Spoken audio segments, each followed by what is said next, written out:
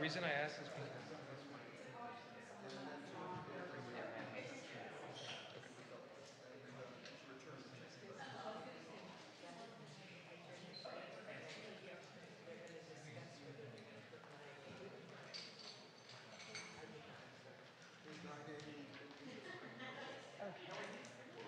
What time is it? Jesus.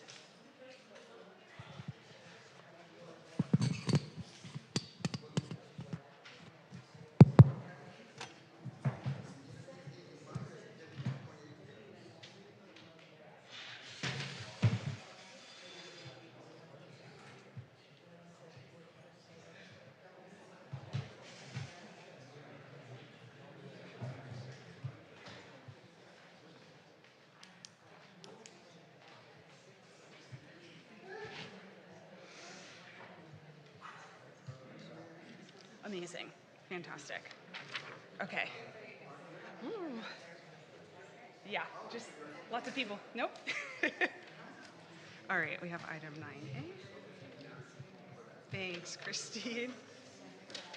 9A.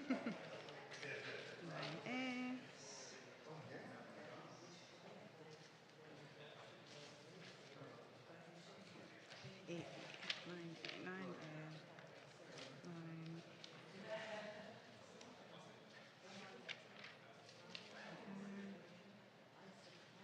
Stephanie Harker. 9A, 9A, 9A, 9A. Okay.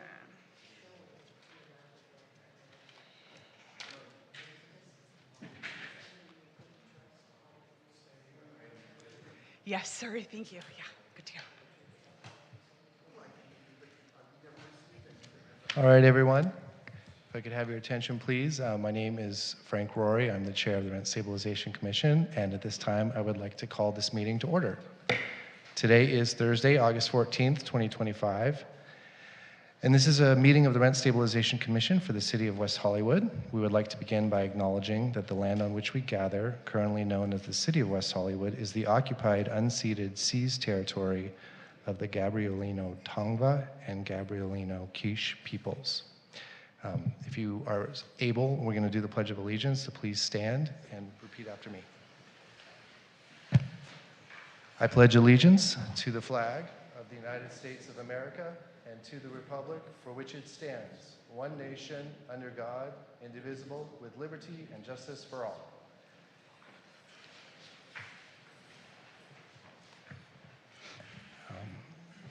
Ms. Secretary, may we please have a roll call? Commissioner Bass? Here.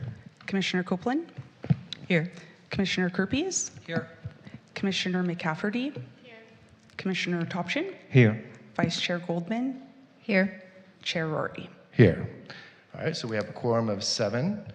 Our approval of the agenda is next, and I'm going to propose to my fellow commissioners, if they are amenable, to possibly making a change to the agenda order tonight, specifically to move the discussion about the security deposits before the appeals. So if there is interest in that, I would entertain a motion and a second on that. But I think in light of the number of people we have tonight, it would be appropriate under these circumstances. I guess that would be my question. Does the secretary happen to know if the speakers for that item, or are these people here for the? We know that there's a significant amount for that item, present and online, who wish to speak. There are also people here from the appeals as well, so they would have to wait for after that discussion, but that will be my motion, that we approve the agenda and move 9A, discussion on security deposit interest rate methodology for rent stabilized units, to come after manager's report 7. Second. Okay, Commissioner Kirby, second. We'll do a voice on this. All in favor, please say aye. Aye. Aye. Opposed? None? Okay, so that carries. We'll move forward with that change. The next item is the approval of the minutes from our previous meeting on July 24th. I did look at them previously. I didn't have any changes, but if anyone else does, give people a chance. If not, I'll move to approve. Second? Oh, second. Okay. Another voice vote. All in favor? Aye. Aye. Opposed? None? I Oh, would like sorry. Oh, abstain? I would like to abstain as well. I wasn't here. Thank you. So that motion passes, noting the 2 abstains. And now we'll move on to public comment. On this one, what I was going to say is if you want to speak generally, you can, but we're also going to have public comment as part of 9A after the manager's report. So I have one person signed up, Mr. Rusnow. Would you like to speak now, or do you want to wait for the 9A? You're going to do it later at 9A? Okay. Okay, great. Well, then this is your chance now to come forward. Yes, sir. And then you would state your Michael name. Rusnow, 1301 Havenhurst.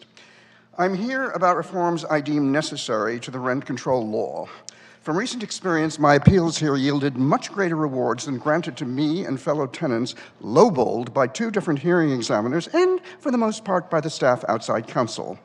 I prepared guideline reforms and hope you've read them, but if not, Gloria will disperse them to you. My talk today is to urge you to recommend to the council that it toughen the rent stabilization law so that the city protects tenants much better than it's doing. To the point, after receiving our rent reductions, we waited the recommended 90 days in case the landlord appealed, then sent reminder notes indicating our intention to take cumulative deductions off the August rent. No reply came, and in my own case, where the amount dictated 2 months of no rent and reduced rent thereafter, I placed a similar note in the rent box, only to be told by his operations manager I neglected to pay the rent. I told her to look at the note, then sent her a follow-up email where I indicated distress the RSD rent reduction was being ignored, and added, I don't understand the manner in which Bob Assel conducts business, and CC'd the landlord, Bob Assel. That was it. And it must have pressed his buttons because at last he wrote, but with an angry response, inflating what I said to character assassination, threatening legal action if I didn't pay full rent the next day. I did so to prevent legal jeopardy, and to my dismay, learned from RSD employees that the city in no way goes to bat for tenants whose landlords don't respond to commission orders. Instead, it offers the opportunity to file a harassment claim, which I immediately did, though was told they are mostly not undertaken by the city prosecutor, or go to an outside firm such as Bet-Zetic. In other words, the tenant must pursue justice for city actions being ignored or refused.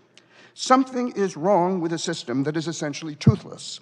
On the one hand, the RSD hears a case by an examiner whose verdicts are often not sufficient, and then, even after the commission overrules the judgment, the city will only defend that should the landlord appeal in court.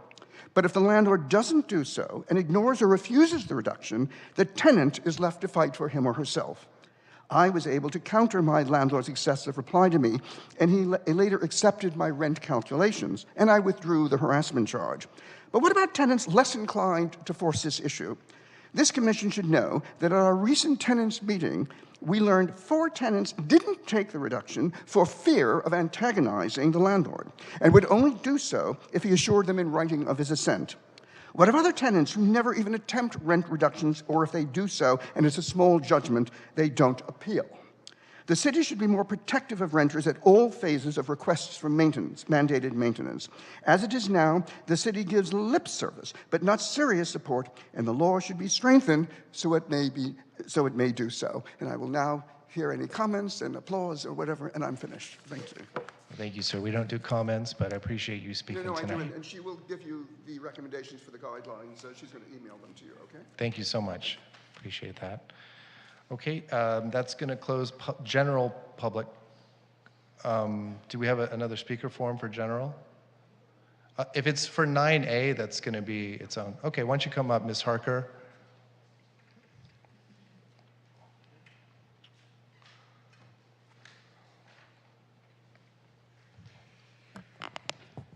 Good evening, Commissioners. Stephanie Harker, City West Hollywood, former Commissioner on this lovely commission. It's great to see those of you with whom I served, had the privilege of serving, and great to see some that I have spoken in front of other commissions, and certainly the new commissioners. I saw something online today on a site called Occupied West Hollywood. It's a site of satire and opinion. It's becoming very interesting. It's occupiedwesthollywood.com. But on there was a clip from a meeting, a planning commission meeting in West Hollywood, where in no uncertain terms, Commissioner Andrew Solomon said, and I state, "In my opinion, rent control doesn't work." I found that quite shocking. I don't know if something will happen with that down the road, but to have a representative of our city, particularly the Planning Commission, state in public, on the record, that rent control doesn't work, I think something needs to be done about that. Thank you. Thank you very much. Without any other slips, we're going to close general public comment at this time and move on to our manager's report. Ms. Avalos, if you could take it away. Good evening, Commissioners. The look ahead is tonight we will be hearing the appeals for D case 5023 and D case 4930 on remand, as well as a discussion on the modifications to security deposit interest accrual calculation. At our August 28th, we'll be hearing the appeals for D case 5015 and D case 5029, as well as the announcement of the increase to the valuation guidelines and the interest rate on security deposits. At our September 11th meeting, we will be hearing an appeal for D case 4989 on remand and D case 4905 compliance determination 3. That's all. Okay, do we have any questions for the manager at this time? All right. Seeing none, I think we can then move on to 9A, which we're taking out of order pursuant to our amendment. And with this one, I'm going to have council lead us in a general discussion, I think. Or do you want to have... It's going to be Gloria. I just want to make one note for the public comments that we receive. Pursuant to the Brown Act, we have to stay on the topic of the agenda item. And so if it's related to the interest on the security deposits, landlord or tenant side, perfectly fine. But we can't veer off into more generalized landlord-tenant discussions. So if we can keep on top of that, that would be great. Thanks. Gloria, you can take it away. Thank you, Chair. Since 2002, per West Hollywood ordinance, we calculated annual security deposit interest by averaging the highest rates from 5 local brick and mortar banks, which from 2012 to 2021 resulted in 0 rate due to historically low yields. In 2021, after determining this method was outdated and inequitable, the Rent Stabilization Commission and City Council amended the formula to use the top 5 annual percentage yields from FDIC-insured online savings accounts listed on bankrate.com. This change increased rates 1.70% in 2022 and 5% in both 2023 and 2024. Some landlords have raised concerns that the online bank method inflates rates compared to what they earn at their own banks.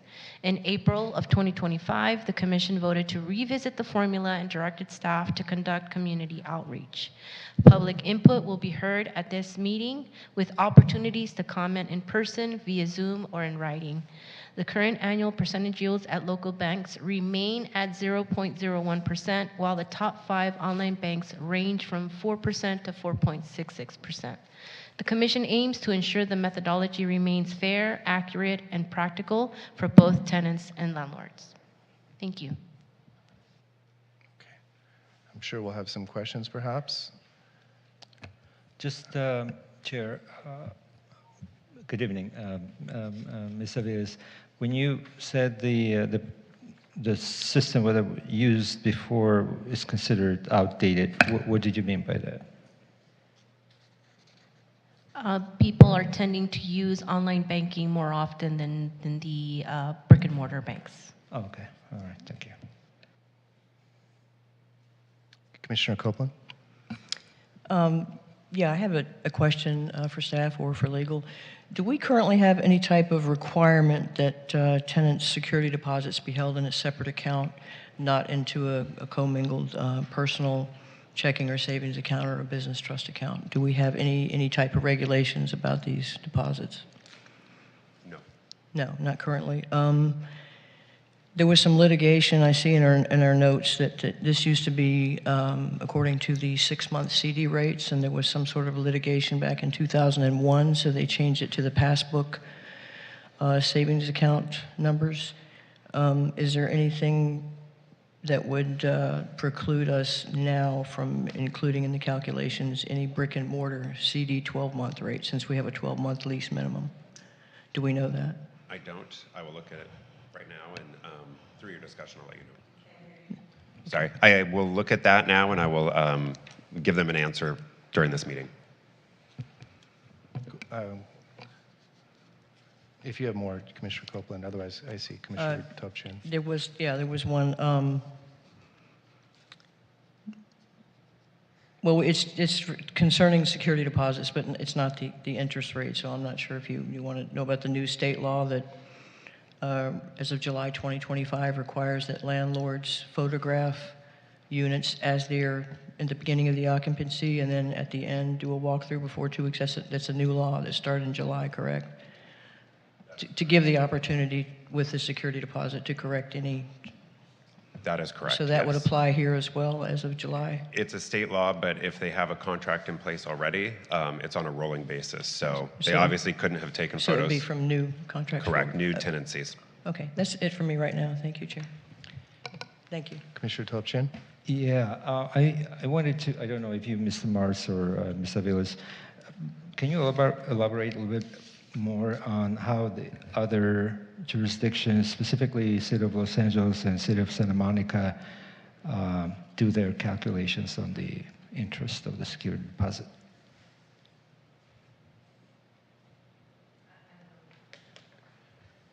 I will have to refer back to that report, and I'll get back to you. Okay, thank you.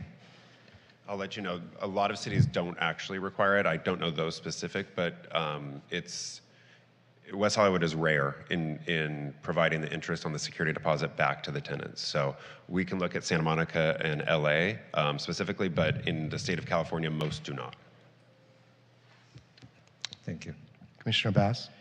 Yeah, so there are a lot of banks online. How do we choose the 5?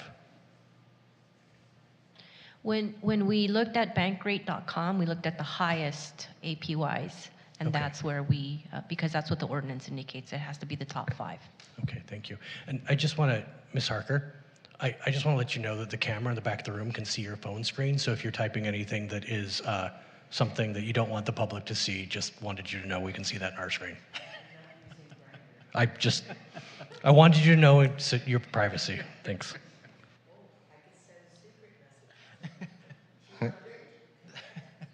All right. Commissioner Kerpes? Thank you. Can you just spend just another minute on what the current policy is? My understanding is there's a certain date that these 5 interest rates are looked at? Right, it's July to July. When you say July to July, so when we announce next month, are we basing that upon July of 2024 to July 2025. So every July you write it down somewhere, you record it, and then you compare the two? At the end of the month of July, we'll look and compare the top 5, yes. To the previous year? Correct. Okay. I had a follow-up on, just because I know at our next meeting there's supposed to be an announcement. Tonight we're going to be talking about the methodology. If there were any type of recommendation to change the methodology, would that impact the decision at our next meeting, or would that apply in 2026, for example? Right, so when we did the change back in 2021, it wasn't effective until 2022. So that gives an opportunity for the landlord to know the change and to adapt to the change, as well as the tenants. Okay, so no matter what happens tonight, at our next meeting, we're using the existing methodology. Right, only because this is, you're making recommendations that will eventually go to council as well for their approval, and that's going to take some time. And Okay, great. And then my other question was, is the requirement for the landlords to pay the interest on the security deposits, is that for all tenancies in the city of West Hollywood, or is it just rent-controlled units? it's only for rent-controlled units. Only for rent-controlled units. Correct. So all the other tenants, there is no requirement currently. That is correct. Okay. The follow-up to that is, do we have the authority, or does the council have the authority to apply it citywide to all rentals?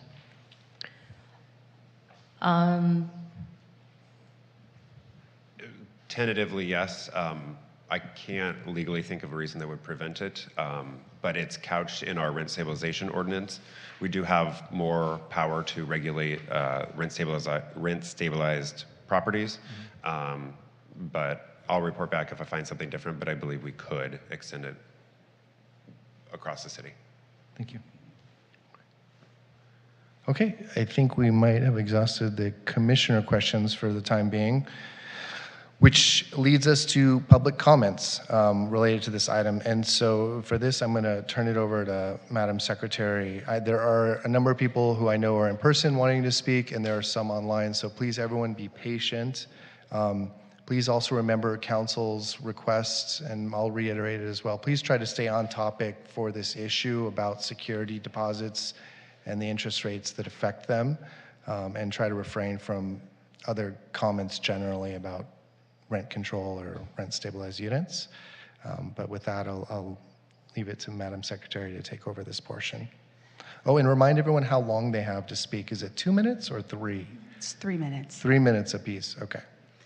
Our first speaker is Ann Price. Would you like to not go first? Okay. I'll start with Laura Stone.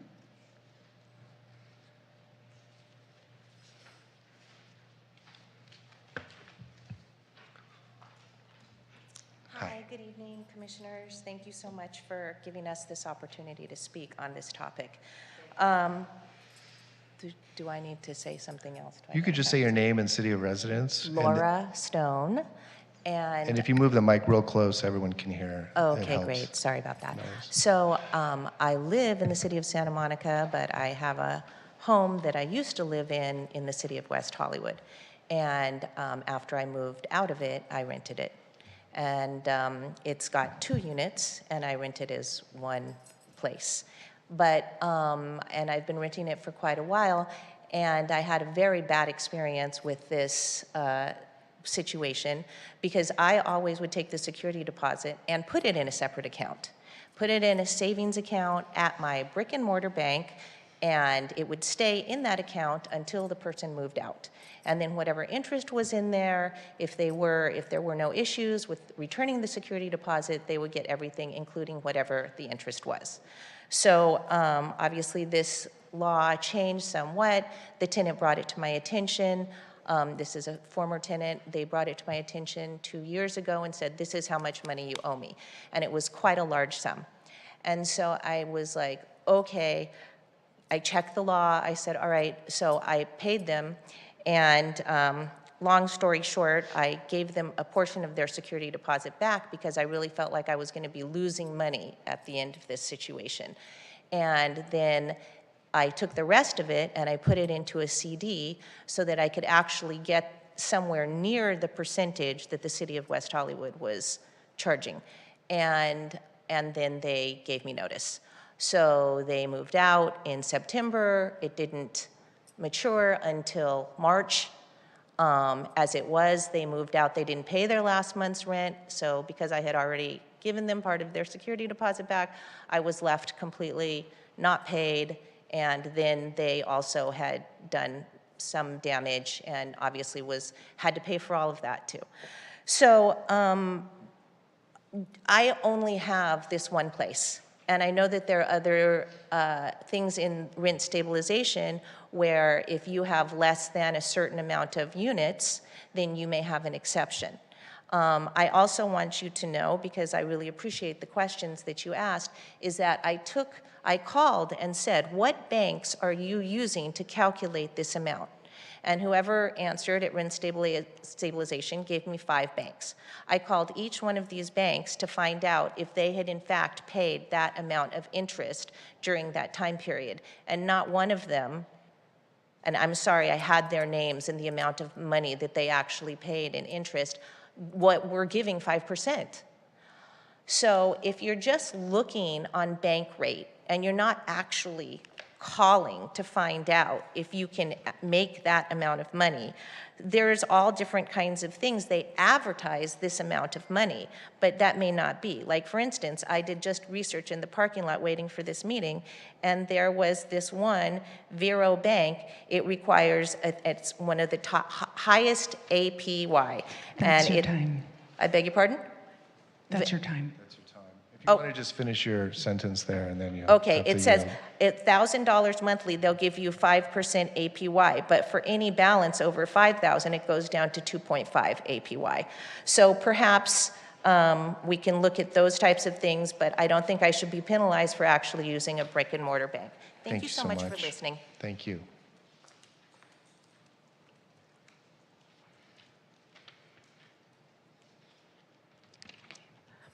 Eric Bouchard?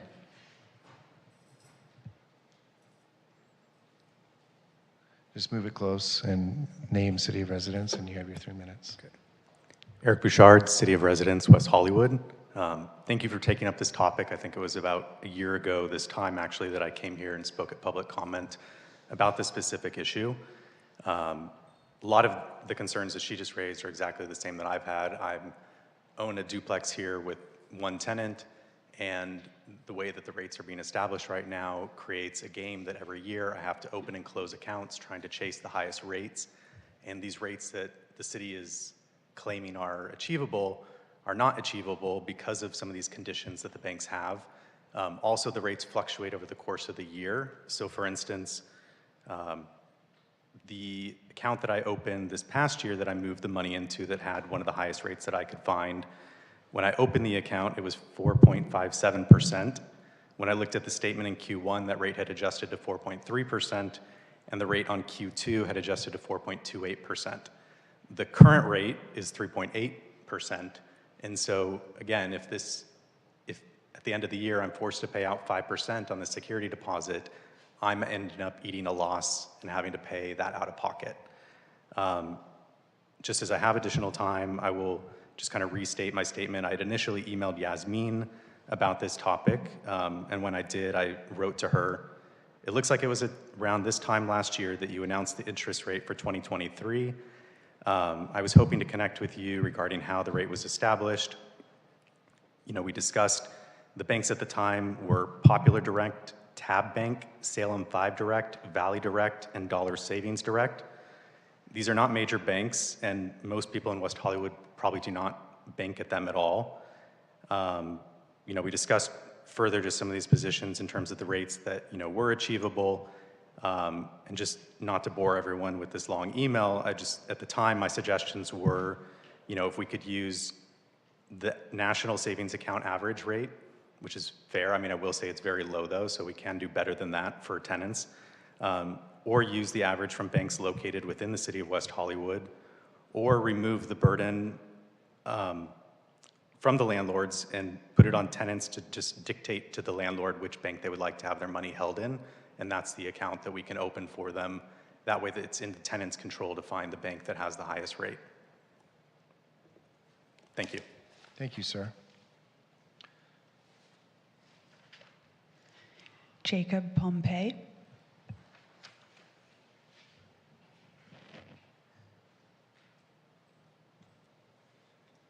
Hello, everyone. My name is Jacob Pompey. I'm a resident of West Hollywood on Hilldale Ave. I don't see this as another landlord versus tenant issue, rather an economic issue. Security deposits are a necessary measure to protect a landlord's downside. Simultaneously, there's an opportunity cost of those funds for the tenant, whether that be for investments or everyday life expenses. There are valid concerns by both tenants and landlords, many of which I read in the online submitted correspondences.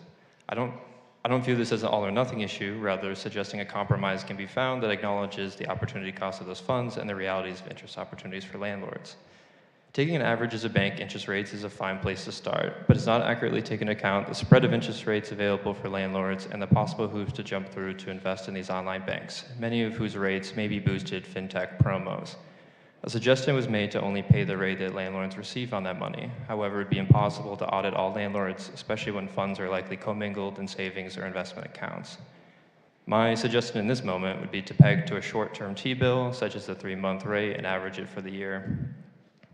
T-bills are safe, transparent, have low $100 minimums, and reflect a true risk-free return that both landlords and tenants can access. This creates a fair, predictable standard without encouraging risky investments. The last thing I'll mention is that in its current state, landlords are not mandated to pay unless the tenants formally request. I was unaware of this law until last year, and fortunately was able to request past years before the expiration. I shared this same information with my fellow 8 tenants in my building, and to my knowledge, none followed through to request. In speaking with them afterwards, half mentioned fear of retaliation. Although this request is lawful, these tenants have a real fear of being evicted and permanently displaced, especially when they would be unable to pay the full market rate at another unit. So I suggest the law be amended so that landlords are automatically required to pay tenants or deduct the amount from rent and not place the requirement on tenants. Thank you. Okay, thank you, sir. Ann Price.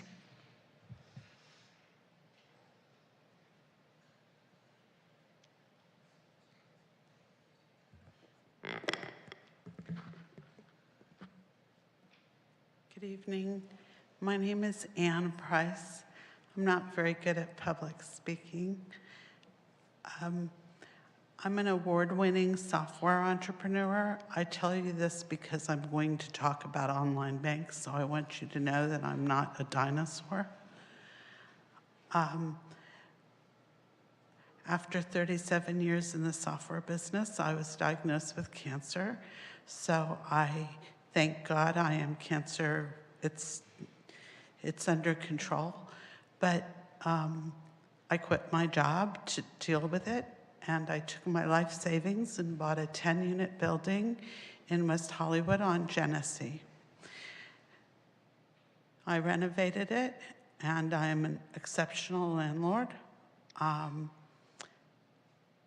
But it's hard to have different accounts for different things. I have a bookkeeper, I have a bank, and I get certain rates from my bank for keeping certain high balances. I've been with B of A for 40 years. I'm not going to start opening different accounts for different things. And as a software entrepreneur, I'm not going to tell you in great detail here, but I will not put my money in an online bank. So I shouldn't be forced to do that. I went through the exercise of calling. There was a man there named Anwar at the city of West Hollywood, and he gave me the names of the banks that they were basing your rate on. I called all of them. None of them offer the amounts that you are requiring me to pay. So I am dealing with 10 tenants that pay high rents and have high deposits, and I lose money because of this. I'm sorry, but I have a mortgage. I'm not a dot-com millionaire. One day I will pay off my building and that will be my retirement, but in the meantime, everything has gone up. The insurance has gone up. I'm just saying that what you're doing is putting me in a situation that's like a vice grip. It's not appropriate for you to force me to pick an online bank, and I won't expose my tenants' money to that. I know in great detail why not. And I just want to repeat, I am a very technical person. I really understand software banks. I understand regular banks, and I understand online banks. I personally, as a young woman, wrote the Transamerica Financial Bank Reconciliation System, which is in use today.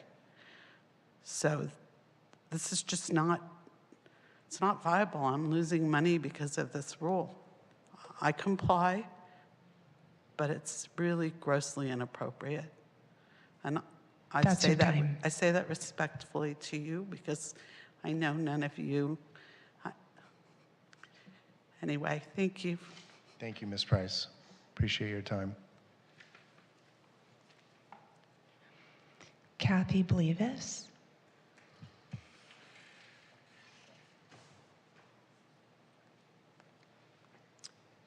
Good evening, Kathy Blevis, City of West Hollywood. We own a property and we have 2 tenants. And it wouldn't be very difficult for us to have separate bank accounts and at the end of the year just give our tenants whatever interest accrued. However, I would imagine the majority of landlords own more than 1 or 2 properties, and that seems a little unrealistic.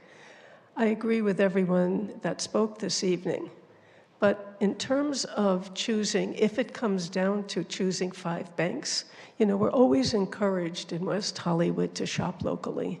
So we should shop locally. We should take 5 banks in West Hollywood, do their average, and let that be the interest rate. If that be the case, those landlords or property owners who are banking online and actually earning a greater interest rate, well, for them it's a win-win. They actually are making money on their security deposits. Whereas we, the people that bank locally and don't get 5% interest rate, are actually, it's costing us to hold somebody's money. So there aren't a lot of alternatives, I should imagine, to come to some decision. But I thank you very much for bringing this up and allowing us to air our woes about it. And thank you all for your service. Thank you, Ms. Blevis.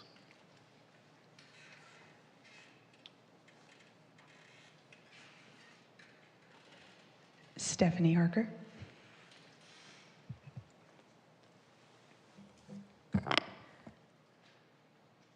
I was writing what I was going to say.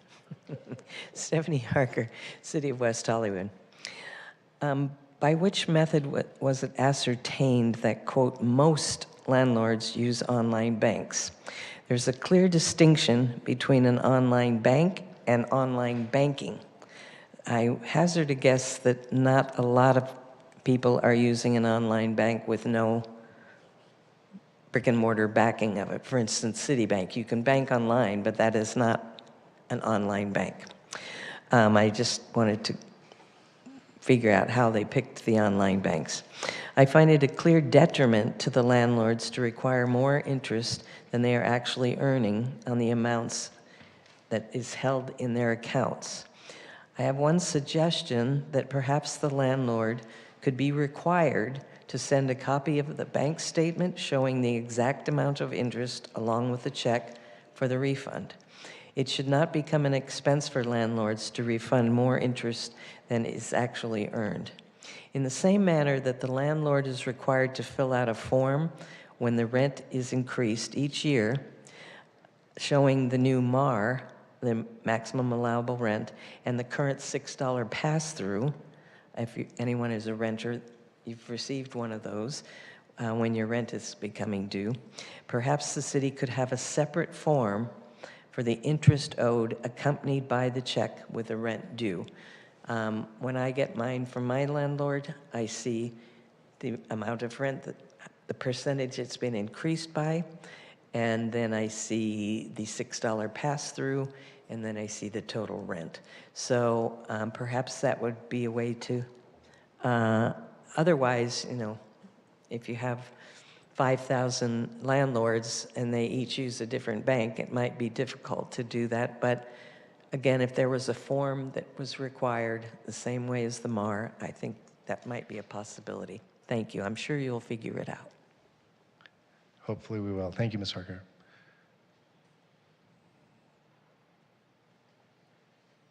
Note that we're done with the in-persons, and now I think we're going to move on to the folks in the waiting room. Our public speaker that was in the waiting room dropped off. Oh, okay. So at this point, we have no more public speakers on 9A. All right. Well, at that point, I'm going to close public speaking, but I do want to say that this was extremely helpful, just hearing everyone come and give their viewpoints. So at this point, we're going to start our deliberations of the commission. We might have some follow-up questions for staff. This is going to be kind of a sprawling conversation. There's a lot to cover here. So I think what maybe we could do is, if folks have questions first, let's get those done, and then we can figure out who wants to go first and try to build some consensus. But I see Commissioner Topchin wanting to ask a question. Yeah, more of like a comment. Ms. Aviles, no worries. I found the method that are used by the city of Santa Monica and the city of Los Angeles. It's in our packet, page 296. The city of Los Angeles has a couple of options. One is a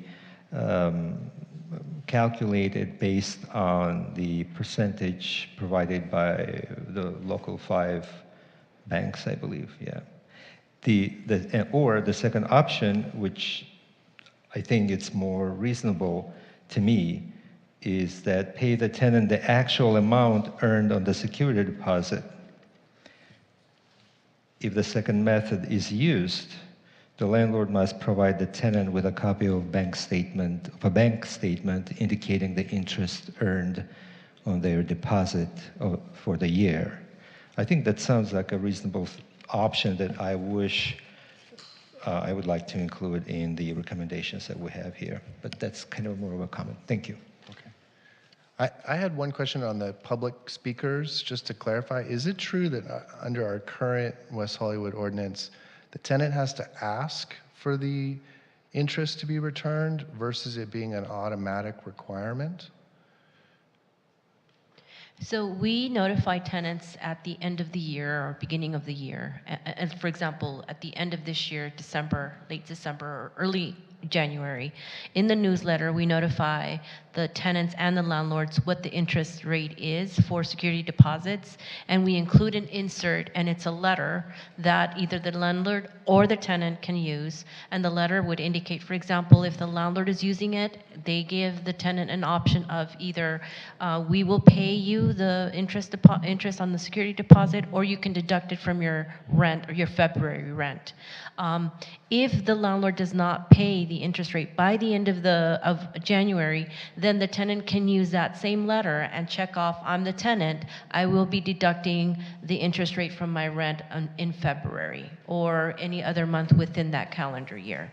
So both parties are notified, and both parties have an opportunity to submit these letters to each other.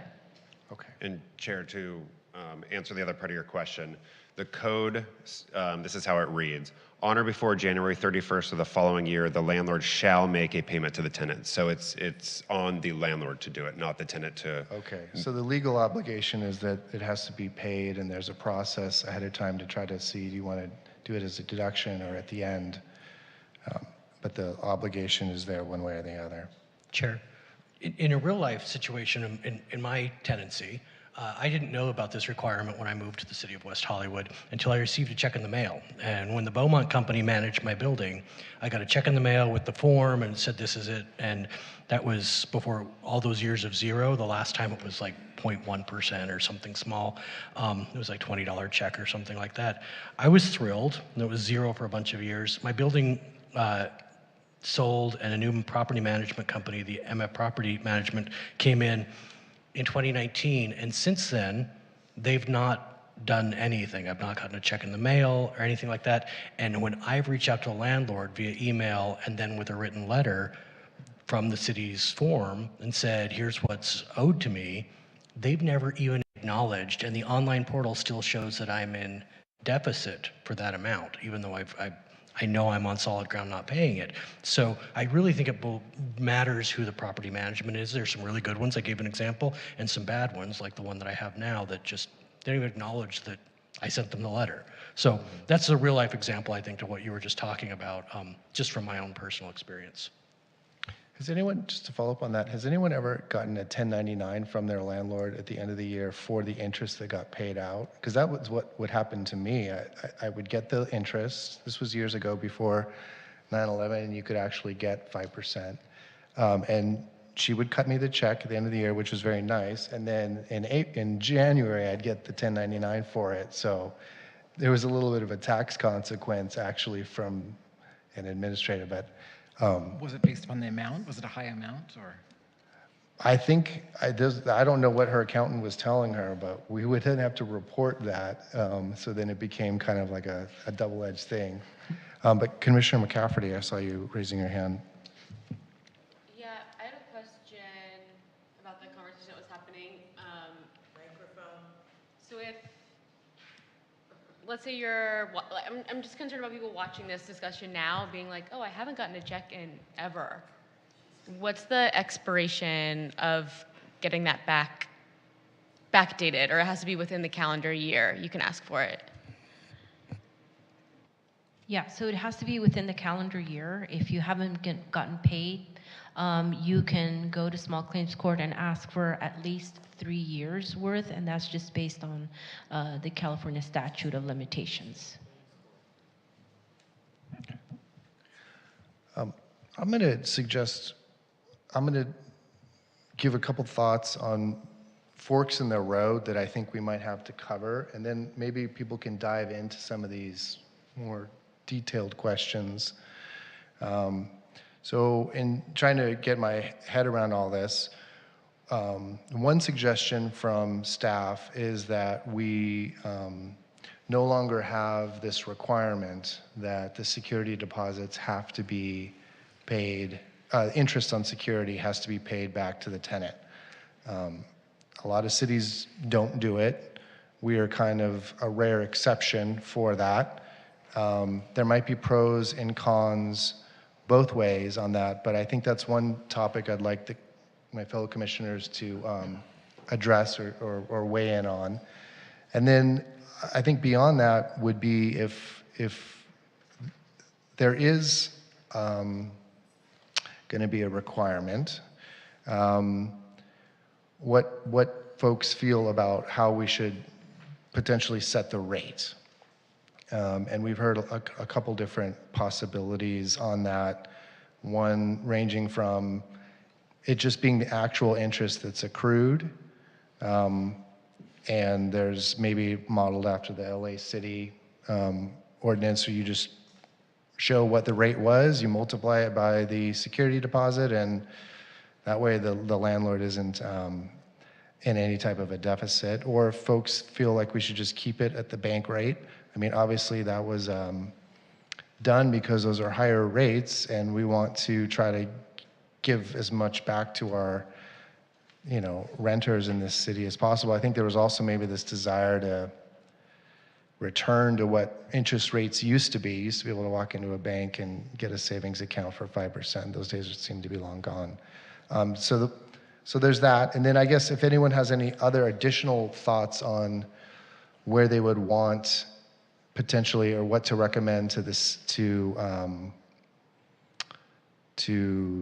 City Council about any other additional related regulations, like putting this in a segregated account versus not. I think we've heard some comment on that both ways. But yeah, if we could just try those 3 areas to start. And Commissioner Copeland, could I tap you maybe to kick off, or do you want to? Okay, sure. I did have a question first, if I could. We're talking about the 2 methods with Los Angeles. I'm looking at, this was from our packet from 2021 when we originally went through this. It's this attachment, so I'm just wondering if that is still a regulation in Los Angeles today, that you can do either or, since this paperwork was for our last look at this. So that was one question I had before making a suggestion to use the either methodology from Los Angeles, if that's still the same. And if we have any current rates for like Berkeley, Los Angeles, and San Francisco. I mean, a look online shows anywhere from 1.2% in Berkeley to 5% in San Francisco, but I don't know that those are accurate. So might be nice to know if this regulation from 2021 in our packet is still the same for Los Angeles. Certainly, I think it's about balance. I don't think we're going to make anybody 100% happy, no matter what we decide. But I would think that before we did use the online banks, and I think part of the reasoning then was that it was during COVID, and I think, no, that had nothing to do with it. Or it's just that more people were using online banking, or so I don't know if a combination of say a bank savings passbook rate, one online rate, one if that's was considered to have a variety and take the average. I don't want to see landlords going into their pocket to have to pay interest rates that they're not getting. I also understand with tenants, sometimes you have thousands of dollars that's tied up that you could be earning some interest on or investing or whatever, but it's, it's for damages, future damages. Hopefully with that new state law, some of that would be less of an issue if there's a walkthrough at the beginning required and photographs, and the same thing before the move, 2 weeks before the move out. Certainly that might help with the security deposits, but I guess say the rates are lower than they were last year. And I'm still not sure if a CD is even something that can be taken into consideration, if council has found that answer yet. If that's something we should even include in the average. So I would like to know what the current Los Angeles methodology is, and also if that's something that can be used. Chair, would you like me to? Yes, please. So I have some answers for you. So the 2001 litigation was in Santa Monica, and they required interest on security deposits based on a certificate of deposit rate and average. That was found to be improper. And the reason was, and it kind of plays into the conversation today about the fluctuation of interest rates, the CDs, the requirement would be if the landlord wanted to get the rate that was in the CD, they would have to lock that money up. And markets change, and so they said it was improper to have their money locked in at that certain rate when the market changes month to month.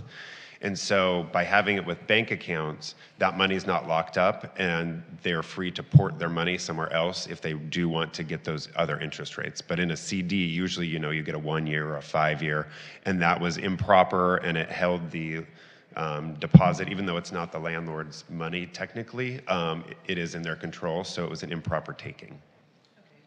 And then, one last thing. I did confirm the current rates.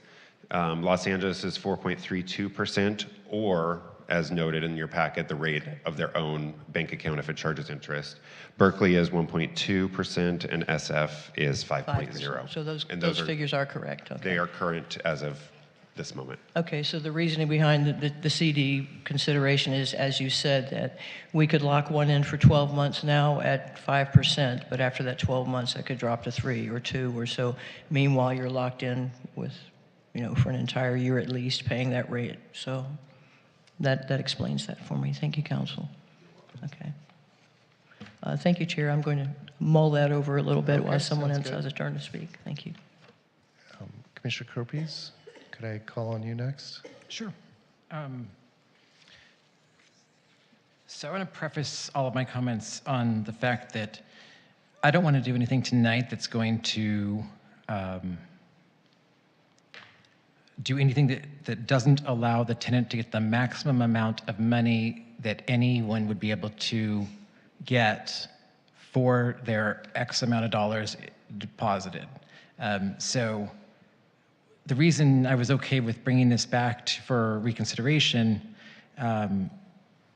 is because we had heard from Mr. Pompey, and we had heard from another individual, and I was a little bit surprised last year when I found out the rate, because I am constantly moving my money around in banks online, FDIC-insured accounts, usually CDs, so I'm less familiar with the savings account, but every once in a while those will jump up.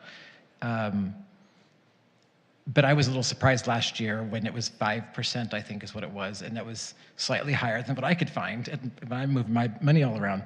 So that, in combination of hearing two different landlords, or sorry, two different individuals, Mr. Pompey and another individual throughout the year, organically, we didn't ask them to come, they came on their own, maybe had never been to, or I hadn't recognized them before at a meeting.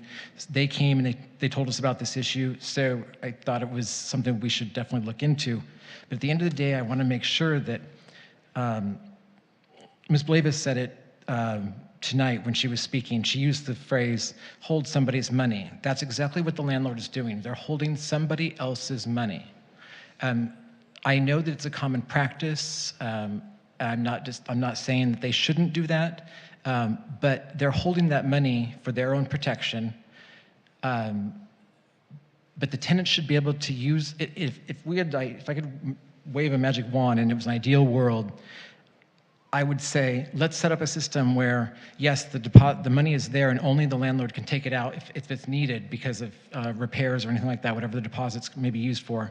But let the tenant online shift the money wherever they want, have total control over the money. That would be ideal to me because it would solve both purposes. It would allow the tenant to maximize their income off of their money, and it would ensure that the landlord still has access to that money, kind of like a trust or I guess a trust. I'm not really sure financial terms.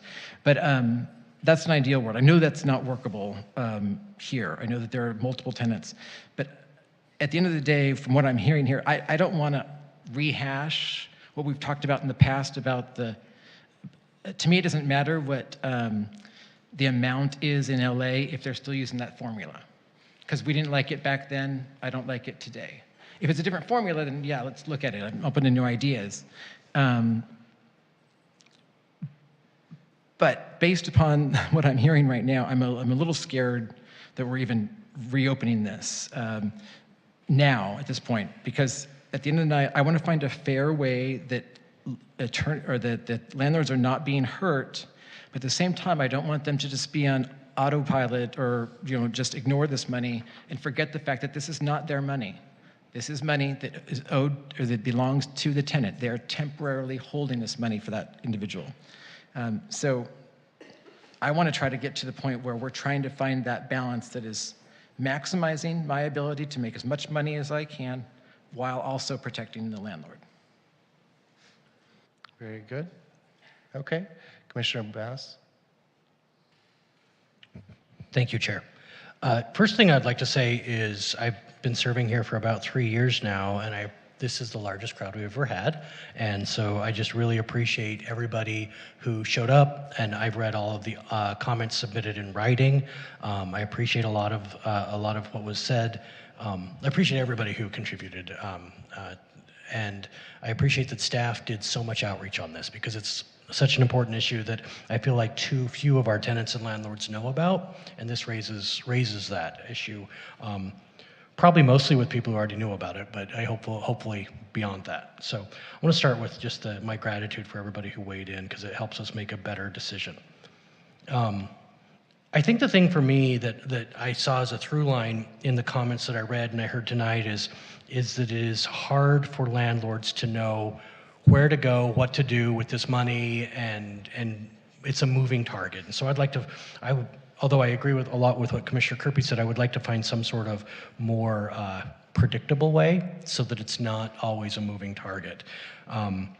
And another thing that came up in the public comments, particularly in writing, I didn't hear it tonight, where some landlords suggested that because the city caps the amount of rent, the amount rent can be raised, and I know that's a separate issue, but it came up in the public comments, that they sometimes rely on the interest of the deposit to make up for the increase in other costs. And this is where I'm echoing what Commissioner Kirby said, in that this is not a revenue source for landlords, and I didn't hear that from anyone in the room tonight, but I did read it in the comments. It's not a revenue source for landlords. That interest is on the tenant's money. So we need to give them that return, tenants that is. So I think that I like this idea from LA, not the calculation process, but the idea that the landlord is stuck to a specific dollar or specific percentage amount unless they actually provide proof that it is some other way. So if you provide a so we set a number, maybe we keep the formula exactly how it is right now, these high interest rates, but that if the landlord can prove that it is in some other account and provides that documentation, that would suffice for them to have a lower amount. I also think that there was a lot of validity in the comments tonight that these rates that we're looking at now are not accurate in that they are flexible amounts that go up and down. And I know at my credit union, the first $500, you get a much higher percentage than after the first $500. My deposit's higher than $500. You wouldn't get that high percentage on the whole amount. So I think that we need, as a city, to do a better job of at least making sure the numbers that we're looking at are accurate. I don't know how to do that. That's not my specialty, but I know that there are people who do, and we could probably figure that out. So I think where I'm leaning right now is that we adopt a method that is frankly liberal for the tenant, but that there is an opportunity for the landlord to show that they're doing something different and actually pay the real amount if they're, and I think this helps the mom and pops a lot more than the big conglomerates that own lots of properties, because it would be easier for a mom and pop, a 10-unit building, to show this is where the money is than somebody who owns 200 or 300 units. So I think it kind of helps the folks who we're hearing from the most. So I'm kind of all over the place with all of that. I hope I made some sense. I'm hoping one of my colleagues can make a little bit more sense, but that's what I want to contribute right now. Oh yeah. Please. So your method about if the landlord can show proof that they only earned X amount, right? Is that what you're saying? Yes. So why wouldn't everyone in this room just hand over their bank statement at the end of the year? Oh, I'm sorry. Why wouldn't everyone in this room that we heard from tonight just hand over their bank statement and say, oh, look, I only made 0.004% at Bank of America this last year? I think the mom and pops, that's practical. I don't think it would be for, I frankly gave the example of my own who doesn't even acknowledge that this happens, and so I don't think that they're going to provide that. So landlords that are not actually engaged in actually paying this would not end up doing that. But the landlords who are faithful about paying this would have that proof. They would have the January 30th deadline to provide that proof, and if they didn't, then the higher rate would kick in. Maybe it doesn't help tenants who have landlords who are responsible get the highest amount, but I think that it would be a fair amount. That's kind of where, I don't know if I answered your question. I don't know if we're understanding each other. Okay. Do you understand my question? I think maybe what you're saying is, I think Commissioner Kirby's is concerned that if we give landlords the opportunity to select the bank, there's no incentive for them to pick anything other than whatever they're comfortable with, regardless of the rate. So my thought was, now I'm going to introduce a new concept here, like a hybrid LA approach where basically the city sets a rate, and it can be based on the current methodology. I'm fine with pegging it to online banks, or it's what the landlord actually pays with proof of what that is, or, and this is the third one, or somehow the tenant, during the initiation of the tenancy, gets to say, this is where I'd like my security deposit to be held for this year. And if the tenant wants to say, I'd like it to be at this bank, that could be their choice, and then the landlord would say, okay, fine, it's your money, I'm going to put it at that bank, and it's going to sit there, and whatever the rate is, the rate is. So the tenant has some control over what the rate is, but at the end of the day, it's just whatever his interest was accrued in that year, and the landlord's not having to come out of pocket. I guess if neither method was picked, it would just default to the whatever the city decides is going to be the rate. But I don't know if that's too complicated, if people think that would be too complicated to give tenants a chance to say what bank they want their security deposit to be held at, and then that's kind of a hybrid of taking, concern of the landlord picking one with a low rate and giving the tenant some agency. That might not be logistically possible. I might be missing something, but I don't know. Throwing it out there. What do you think, Commissioner Goldman, Vice Chair Goldman? Yeah, so I think that's an interesting idea for new tenancies, but then we have in the city a lot of existing tenancies. So then if we change things, would those people, to echo some of Commissioner Kirby's concerns, would those people be missing out? Because well, the form comes out every year, is that correct? It says, here's the new rate. Do you want this? You have the option of having this as a lump at the end or deducting it from your monthly. And then if you'd like to select a bank for your landlord to use, maybe it could be put on the form. So you're saying even existing tenancies, then they would get to select a bank? I think so, as part of because don't existing tenancies get the notice every year of what their rights are for the security deposits? That is correct. And they can elect to do the lump sum or the monthly deduct, and maybe you would fuse it into that. It's a lump sum. It's not a monthly deduct. So the options that are available on the letter is for the landlord to either pay a lump sum or tell the tenant they can deduct the lump sum from any month within that calendar year.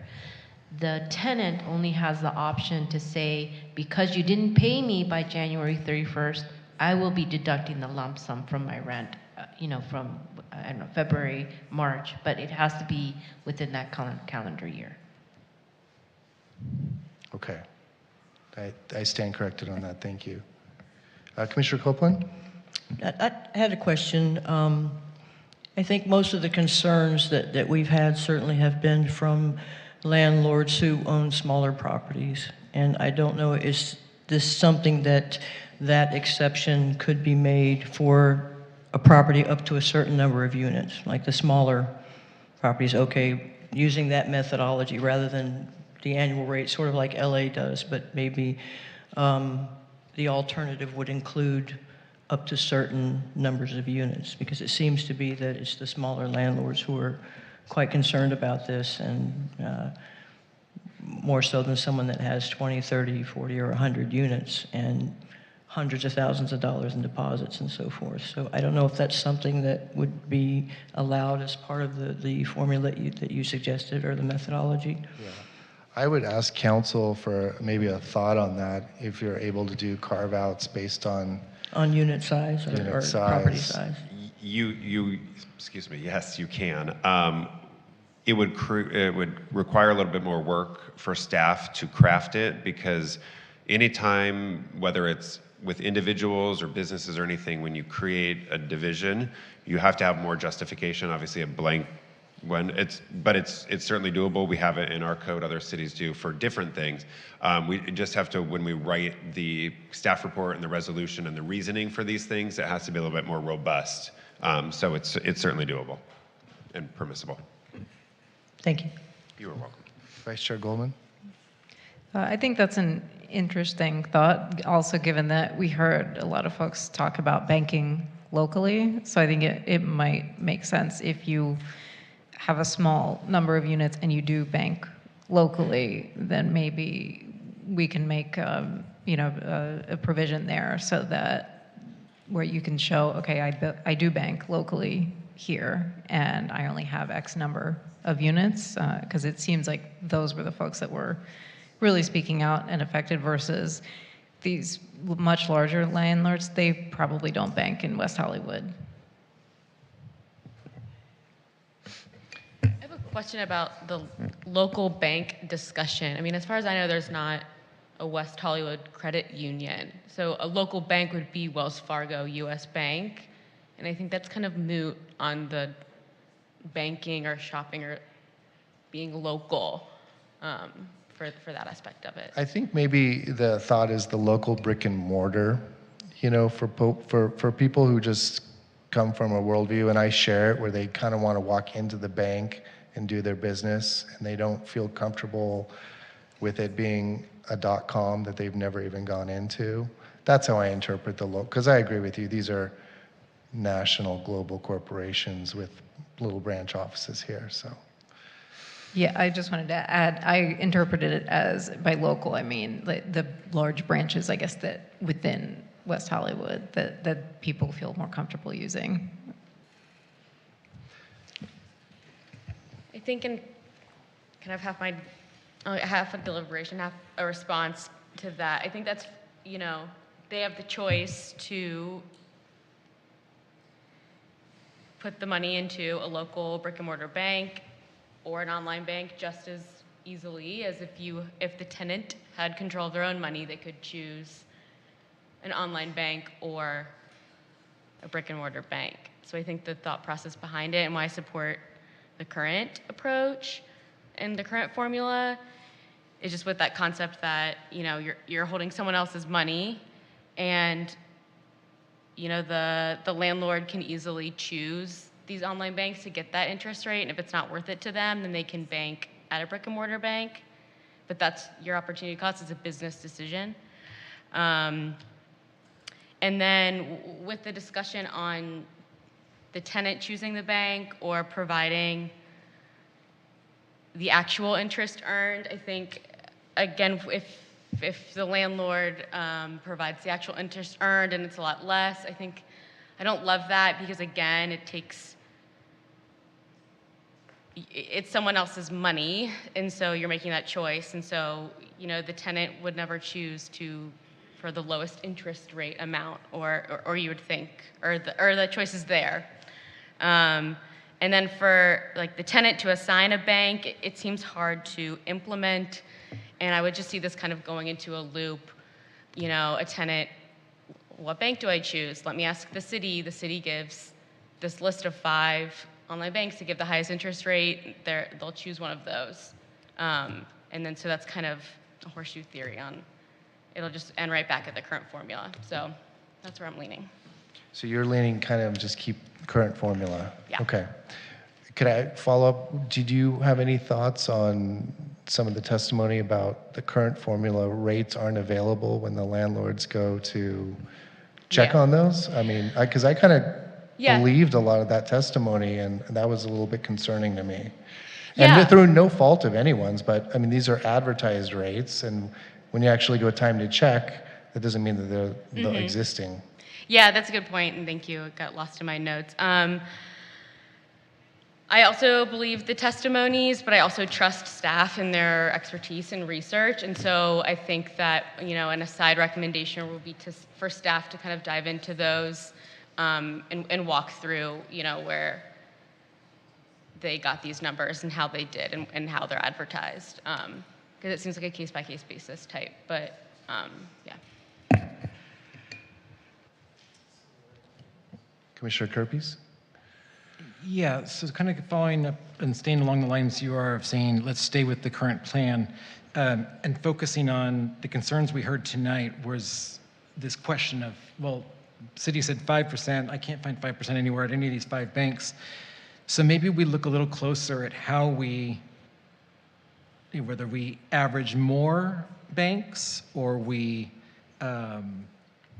do monthly averaged across 12 months. So every month, 5 top banks are looked at. I know this is more work for staff, but the first of every month, we've got the 5. That way we have a better picture of what the year is instead of just taking July of this year to July of last year, because interest rates change all the time. Some more than others, as we've seen. So I think that our problem that we should be trying to fix is just that part of it. I do hear people say, I don't want to bank at online banks, but don't bank at online banks for all of your regular business interactions, but security deposits, sorry, you're just holding on to that money, it's not yours. So you might have to make an exception. But what I did hear throughout was people questioning this 5%, and even myself, as I said, one of the reasons why I wanted to talk about this was because last year I was a little surprised because I couldn't find it, 5%, and I was doing CDs, which are usually more. So I don't know if, I don't know, I don't have any information than anyone else here about how banks work and what the best way to find interest rates are, but I don't think we have a broken system. I just think we have to fix just a little bit around the edge of that, how we come up with that number. Commissioner Topchin? Just very quickly, as I liked everything the fellow commissioners have said, and I agree with most of the things that you said, and I also appreciate the comments we heard today from the public. And I think a couple of things that are very, I like a couple of things that were said in the public comments, particularly one of the comments was about maybe having a form, sort of a required form to be filled out annually, which can be also considered if we could add the recommendation that you made in regards to the tenants choosing their banks, because if that would become an option for the for the tenant or the landlord to use that option, so there has to be some sort of a control maybe, or ability for staff to look into that, to regulate in case there's some disputes. But initially I didn't like the idea of online banks, which is different from online banking, of course, right? I love the online banking thing for my personal reasons, but I'm not sure this online banks, I'm not familiar with any of those. I don't know if this is a good idea. Maybe I'm an old school, but I like the current version that we have. We're using these brick and mortar banks, which we call AKA local banks. But I think the system works unless, I also trust the staff's expertise in this and doing the research. So not in favor of online banks. That's the kind of a firm statement I want to make. But if the commission will move that direction, I will definitely support that but I'm in favor of what is in existence now. Then I definitely would like to recommend to incorporate the LA model, specifically that second option that they have. I mean, their first option is also using 5 banks, right? But the second option is the tenant pays the the landlord pays the tenant the actual amount earned on the security deposit. So, which gives us flexibility to the landlord to choose the bank, whether it's online bank or any bank. In that case, the landlord has to produce an actual statement indicating their earnings and pay that amount based on the actual earned money. So I think that is definitely, I'm going to be asking commissioners to consider to add to whatever recommendations we have here before us. I definitely am not in agreement of the recommendation, the first recommendation, which is no interest rate paid on the security deposits. So that first, I'm not in support of it. I'm more of leaning towards the one basically obviously to establish a rate, but provide the option of landlord choosing the bank and providing the option of tenant choosing the bank to put the security deposit. And I like what the Vice Chair said regarding the existing tenants and new prospective tenants. Definitely it would be easy for the new tenancies, because that can be incorporated in the rental agreement, and from GECO that can be easily resolved. For the existing tenancies, that's where staff probably has to do a little bit more of work, or provide some sort of a guidance or rules or forms or whatever is needed. I don't know how it's going to happen, but I like the idea. So these are my thoughts. And I'm probably one of the one of these lucky tenants in the city. I received from my landlord every year, without any reminding, the return, a few dollars, not a lot, but since I started doing the portal online payments, they will automatically deduct from the rent amount that I have to pay, and I guess I've never even remembered, but I always get that annually, and I appreciate that. That's it. Thank you, Chair. Okay. Vice Chair Goldman. Oh, sorry. I'll get you, Commissioner Bass. So I do want to say, after hearing Commissioners Kerpes and McCafferty, I do agree with that. Landlords are very much holding, it's not their money, it is the tenant's money. And, I think with the online versus the brick and mortar, we aren't asking them to put their personal money in an online bank account. This is money that they are holding. And, if a tenant had control of that money, they probably would choose the highest interest yield. And also, I personally do use an online bank account, and I love it, and I have a great interest rate on my savings account. So I just also want to put that out there for people that are kind of scared of them. I think it's a fantastic bank. I think there are good online banks out there. Very good. Commissioner Bass. Yeah, so I am agreeing that we should probably keep our rate at what it is, although I do think that there needs to be a little bit more investigation to the numbers. Based on the testimony we heard tonight, them not being necessarily achievable. So I'm with my colleagues on that.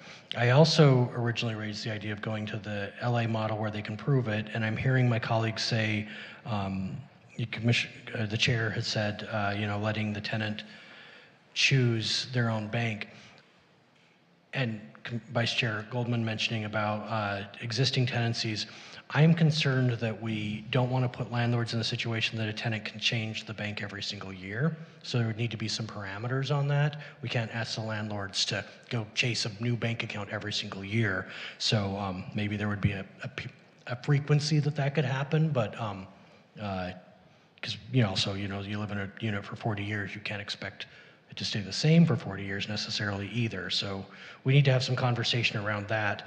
And I would suggest that in the vein of me originally suggesting that we follow the LA model of allowing the landlords to show proof, I am convinced now that if we go that route, that we should tie that to the tenant having the option of choosing the account. So if they choose to take that alternative route, that the tenant needs to have some say in how that money is spent. So I've been persuaded on that regard. I have two other things that we have not discussed yet, and I wanted to kind of get through this conversation before we went there, but before we get into any place of emotion, I want to get them on the floor. Earlier, there was a question, and I forget which one of my colleagues, maybe it was Commissioner Kerpes, asked about non-stabilized units, and if we could extend this to those. I would like to raise that issue before we move this too far down the road. And then we also heard from folks that, including myself, that there are landlords who don't do this. And, if a tenant doesn't do something that is required of them as part of their tenancy, they can be evicted and lose their home. The tenants don't do this, if the landlords don't pay this, if the tenant's paying attention, they can just take it, but what happens if the tenant doesn't take it? So I'm interested, we don't allow landlords to take the AGA or to impose the AGA if they haven't registered their unit and their other conditions. I'm wondering if there is a penalty for landlords who do not do this, if that if there's a penalty for those that don't do this, that maybe the AGA can't be implemented or something like that, so that there is an incentive to landlords to actually do this. If we're going to be giving the landlords any leniency here, I'm suggesting the AGA. I'm interested in other ideas, but tying it to that. Go ahead, Commissioner Copeland. Thank you, Chair. I just want to say, after listening to everyone's comments, I think if we're going to continue with it as it is and use online banking, I would like to see, in all fairness, the Los Angeles method in some way incorporated, either by, there are some landlords who have had their small properties for many years, and they're not really doing everything on the internet. They really will come down to City Hall because they're not able to do all of that. So just to assume that everybody can, well, just go do online banking, that may be difficult for some of our smaller mom and pop type landlords. So in all fairness, to make it fair to everyone, if we're going to keep the current methodology for calculations, I think we should have the second option where they can say, I didn't get that, this is the interest that I got, or something to that effect. Whether it's by unit size or by whatever, but I think we need to have that option because not everyone is under that same, type of technology. And in all fairness, I think we need to consider the other side as well. If we're going to keep it, as the commissioner said, that most of us can choose if we want to do online banking and get the highest rates, and the tenants do deserve a return on it. Is their money that they could be investing themselves. I understand that. But I think we need to offer some sort of alternative or exception for either smaller landlords or in general, if they can do the second option to prove that this is what the actual money was that was earned on your money.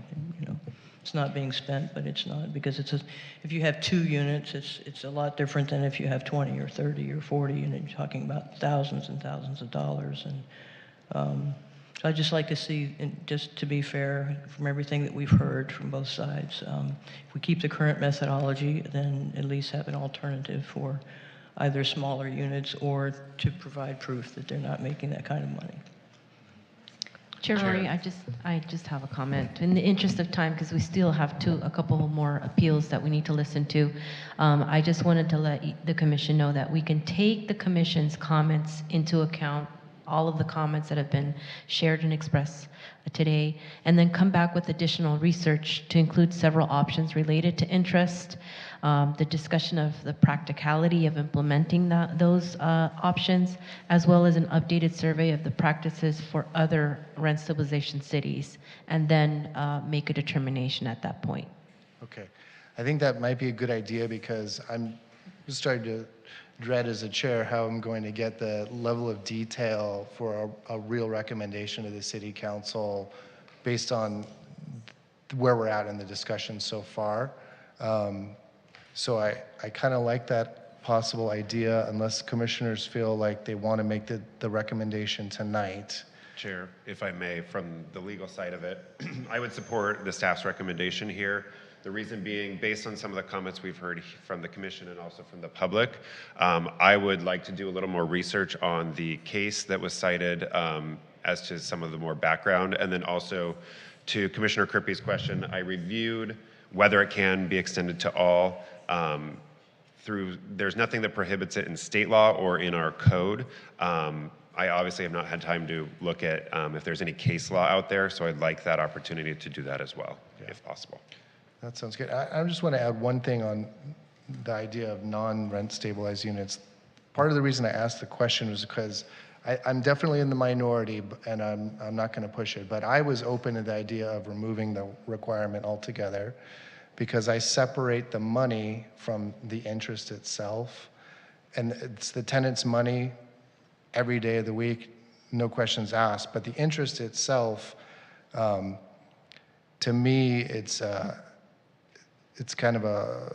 much smaller amount than the actual deposit that we're talking about. A lot of cities don't do it. We're kind of creating some administrative work by having the requirement. I was open to the idea of being like other cities, but I'm not going to push that with this commission based on what I'm seeing. But my point was to kind of show, like, even in the city of West Hollywood, this isn't. We function with all the other rental units not having this requirement.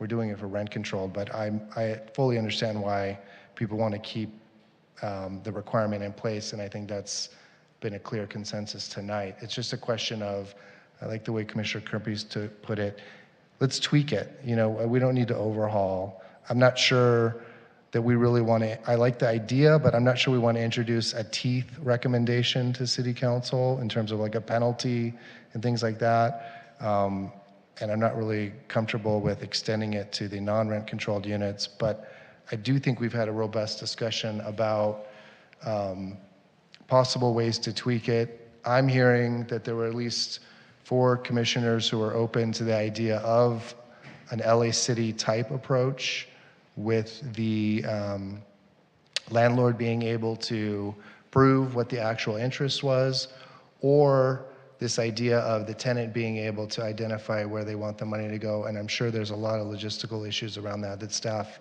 can think about more deeply and then come back to us and chat about further. Go ahead, Commissioner Kirby.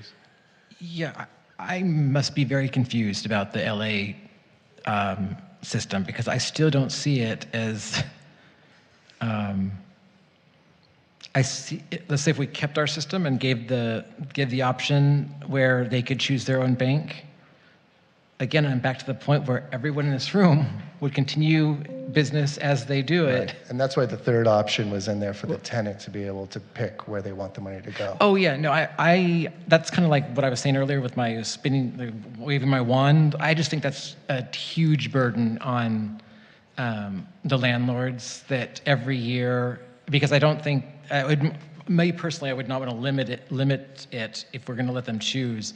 But even if it's at the beginning, like, that's such a burden, I think, for multiple landlords, or for landlords with multiple units. Well, that's what, staff can look into that. I mean, I'll let but I don't want to waste staff's time. So if there's, if we're talking about LA's system, I don't need them to look into it if 4 or 5 of us already say, yeah, we don't think that that's a good system. Does that make sense? Like, I don't want them to go off wild goose chases. I think they're willing to do the work. They've said it might be a good point to take our feedback at this point and come back. Chair, if I may, yes, we will if we can wrap this up so I can use the restroom. But second, there is one thing that's missing from the City of LA's review, which I can't find their agendas online. There's only the newest one, not old ones, which doesn't allow me to look how they pick the banks. It literally just says, the law says they pick 5 banks with offices in the city. I hope that their staff report would explain how they pick those, which I think is a very important part of the discussion we've had tonight. So I do think we can look for that, make calls to the City of LA and bring that in the report back, with the caveat that we have 2 more appeals tonight. Thank you. Okay, and then this is going to be the last comment because I am sensitive. I have one more before we end this Yeah. too.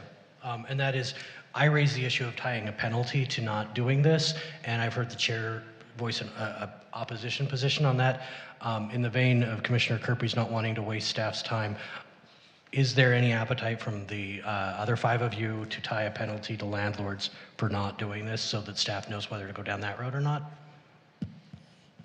I'm not. Because for not paying the security deposit, there is a there is a recourse through the small claims court. So I don't believe that should be an admin fee for that. So the city should not penalize. That's my belief. And I would be more along the lines of, first of all, doing more tracking, find out who knows about it, who doesn't know about it, is it happening, before we did anything like that, and more outreach to people before we did a penalties type. I'm not saying no to it, I'm just saying not anytime soon. Okay. Well, staff, do you have what you would need to be able to table the topic at this time and then come back to us with further information based on our discussion tonight? Yes. Okay. I'll be taking into account all the comments that were expressed tonight. Okay, Putting great. that in the comment. So with that, I'm going to now table item 9A, and we are going to call a 10-minute recess, and then we will start the appeals portion. Thank you for those who are staying around for that. Chair, do we need a motion to table it? I mean, I'm actually not ready to finish the conversation, but everyone else clearly is. But we should have a motion. Okay. Then I'd like to make a motion to table 9A at this point in time and have staff come back and continue the discussion at a later meeting. Is there a second? Second. Okay, why don't we do a roll call vote for this one? Commissioner Bass? No. Commissioner Copeland? Aye. Commissioner Kirpies? No. Commissioner McCafferty? Aye. Commissioner Topshin? Aye. Vice Chair Goldman? Aye. Chair Rory? Aye. Okay, so now the motion passes, and we will take a 10-minute recess.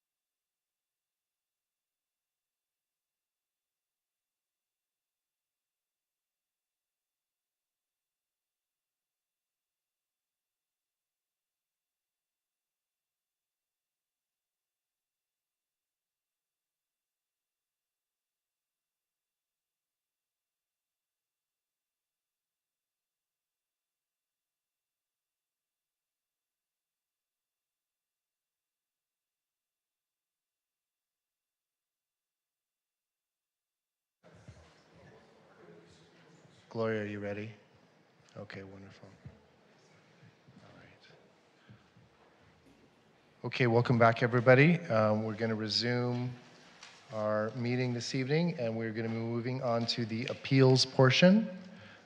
The first appeal that we have on the agenda is D-5023, and this is the property at 1155 Horn Avenue. And so just have a seat real quick.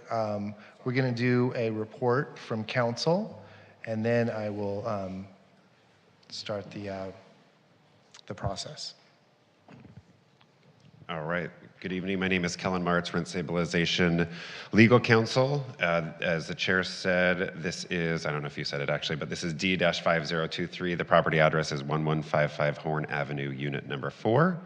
Tonight, this appeal is filed by the landlord. This appeal arises from a hearing examiner's decision on 3 issues. Those issues are repainting of the building exterior, cleaning of the common areas, and loss of a prior landscaping in the common area. This application was filed in 2025 March, and again, those issues were the building paint, the landscaping, and cleaning the common areas. A hearing was held on the matter in May of 2025. Both parties appeared on that. The decision was issued in June of 2025, which granted a rent reduction to the tenant and common area tenants for the building paint issue and the landscaping issue. It denied the request as to the common area cleaning issue. The rent reduction for this case was $47 for building paint, $87 for the landscaping. In the decision, the hearing examiner found that the building paint had not been painted in at least 7 years, which was a violation of our city's municipal code, requiring it to be painted at least every 7 years, and that the spot painting that was testified to did not equate to painting the entire building. The decision also found the weekly cleaning had been restored prior to the hearing. And then as to the landscape issue, the replacement of the landscaping with different materials was found to be the loss of a hearing service because it didn't provide the same level of use to the tenants where they could gather and hang out with each other. The landlord filed the appeal on June 30th, and they stated that the decision is not reasonably supported by the findings or the evidence in the record. The landlord states that the mulch was used in the front yard and the courtyard to reduce water consumption and environmental benefits. And the landlord also argues that this does not prevent the tenants from meeting or gathering in those spaces. As to the building paint, the landlord says that many areas have been painted and they are painted as needed or requested by tenants. The issue with the cleaning was not appealed, so that decision is final. The questions before you are, is there substantial evidence to reasonably support the hearing examiner's decision regarding the building paint?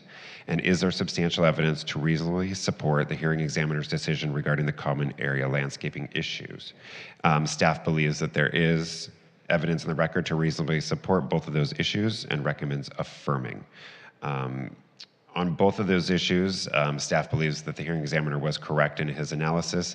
The spot painting does not equate to a full building paint, and a full building paint is required every 7 years by our city's municipal code under our maintenance standards. And staff believes the evidence in the record does support on the landscaping issue. While there was a reduction, or while there was a change in the landscaping, and it is still landscaping, the housing service also includes the ability to meet a common area, and grass and mulch don't equate to the same thing in staff's understanding.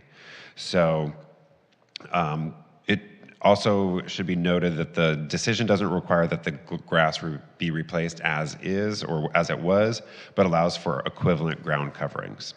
So there is some options that are available to the landlord should they choose them. So staff recommends that the commission affirm the decision in full. And that concludes my report. Thank you. Are there any questions from commissioners? Okay. Not seeing any at this time. So now we will move on to the hearing part. And in this instance, the landlord is the appellant, so they get to go first. And so, sir, if you'd like to come forward at this time, you're going to have 5 minutes in total to speak. And whatever you don't use in your first opportunity, you can use after the tenant speaks. So you're going to speak for up to 5. If you don't use your full 5, whatever you don't use, you get for your rebuttal. And what I would ask, sir, if it's possible, to try to stay on point as much as possible to the issues that are what we can do tonight, which is the painting and the landscaping. Those are the two topics that are up for discussion. And so with that, you may state your name, city of residence, and your 5 minutes will begin. Thank you, sir. My name is Mark Tabacoli. My city of residence is Los Angeles. I'm here on behalf of the property ownership. I would like to start out by talking about the issue of the landscaping and the tenants' use of this landscaping. The areas at issue were just some grassy areas on the property that were just landscaped areas. These areas were never advertised or meant to be any sort of amenity for the tenants to use. They were just kind of landscaped areas, just like any building would have landscaped areas. They weren't meant to be a meeting area or an area necessarily for sitting. In fact, it would have been preferred that tenants not sit on there because it would damage it. And again, it was never advertised as such. It was not like a swimming pool or a gym or some kind of traditional amenity that you would have for a property that that is meant for the tenants to use and advertise as such that was ever taken away. It would kind of be like saying, your property has a rooftop and tenants like to go on the rooftop and congregate there, but then you decide to put solar panels on that rooftop, or you decide to limit access to the rooftop because it's not safe for tenants to go on there. And then for the tenants to complain where you're taking away an amenity, but it was never meant to be an amenity, and it shouldn't be an amenity, and should never have been considered as such. So, we strongly disagree with the notion that we've taken away any kind of amenity here. The tenants that came to the initial hearing and spoke about this, there were 3 tenants that came, and it was just 1 or 2 out of dozens of people who live at the building who came and said, we sit on this grassy area once in a while. And that's fine, but again, it was never meant to be some kind of area at the property for people to congregate at.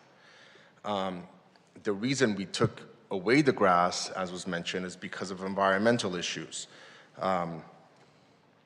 I refer the commission to the City of West Hollywood landscaping guidelines that I have here with me that I received from the city. And they say, in pertinent part, landscape designs are based on sound sustainability principles, environmental stewardship, and climate-responsive practices in all development projects, or redevelopment projects as it may be.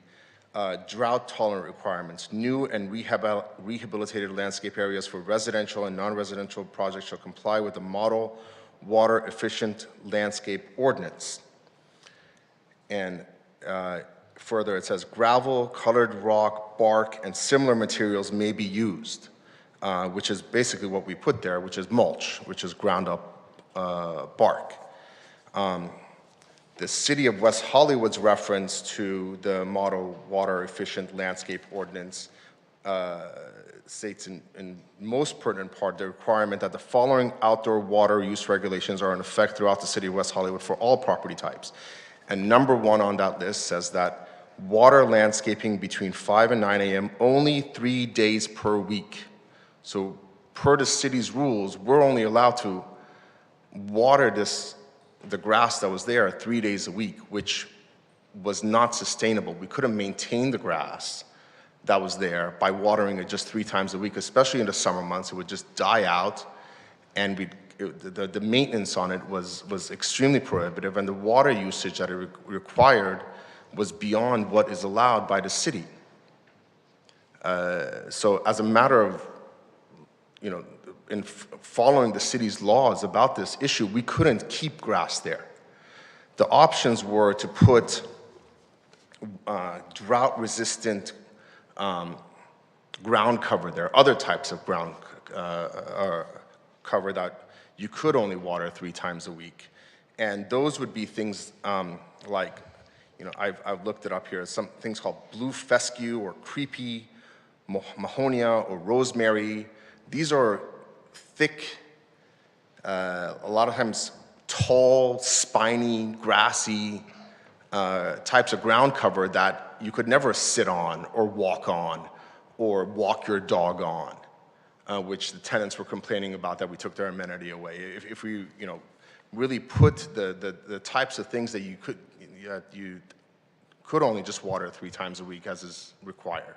So we put mulch, which is bark, on there, plus kind of native succulents and things of that nature that were still appealing and still look great, but were in compliance with the city's water requirements and the model rules.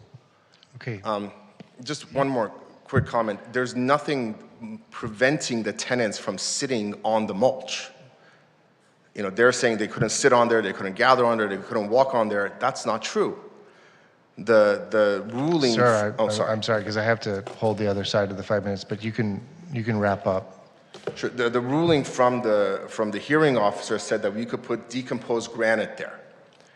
I don't understand what decomposed granite provides that the mulch didn't. It's not grass anymore, and it's anything that's particularly comfortable to sit or walk on. Okay. Same as the mulch that was already there. All right, thank you very much. Thank you. Okay. Thank you very much. And now we're going to turn to the tenant, and that's... Can I ask a question, landlord? Oh, my bad, yeah. I just have one question. Because we have the issue of both and when we ask questions because of the time, we have to respect that you just answer the question. But we didn't discuss the painting at all. Have you fully repainted the exterior of the building? We fully repainted the building. Thank you. Sir, yes. I had a quick question. I'm glad you reminded me of questions. And I'm going to ask the same for the tenant, so do you have a way of estimating what the approximate square footage or size was of the grassy areas that were replaced? Because in the pictures, there's a lot of landscaping that's nice looking bushes. I think I see a camellia bush, I see some ferns, I see some boxwood hedges. And then I see a few patches of grass, but it's hard for me to tell what's the total volume of that grassy patches that was there. Is it like 20 square feet, 40 square feet? It was maybe like 100 square feet, maybe 150 square feet. Okay, throughout the whole property there were Throughout the whole property, in different areas. But in the aggregate, around 100, 150 square feet maybe? About, yes. Okay, thank you. I'm sorry, I did have a follow-up. In your appeal paper to us, Yes, it says, at the hearing we provided evidence that many sections of the property have been recently painted and other areas of property are painted as needed. When was the full building repainted? Last week. Thank you. Any more questions? No. Yeah, Vice Chair. So it's kind of hard to tell from the pictures, but to really get a sense of the landscaping, I'm wondering in the grassy area, were there any other plants or things in the middle there? It looks like with the mulch, there are some succulents and cactuses and things. Well, when we took out the grass, we put in the native drought-resistant plants that were consistent with the City of West Hollywood's own rules. And we never thought we were doing anything that was, going against the rules in any way. We thought. No, I'm not asking all that. I just want to know. So it was grass, and there were no other plants, and now. Well, there's a large tree in the middle of one of the grassy areas. Okay. There Yeah, is that's that. all. Thank you. Any other questions? No? No other questions at this time? Okay, thank you very much, sir. You can have a seat. And now, Mr. McEwen, it is your turn. Same admonitions as before. You get just 5 minutes, so you don't have to reserve any. You won't have another opportunity to speak. There will be questions after. And please stay on topic to the issues, which is the painting and the landscaping. And you may begin.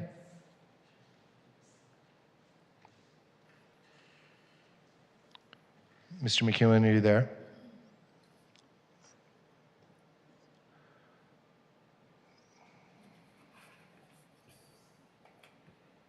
Mr. McEwen, can you hear me?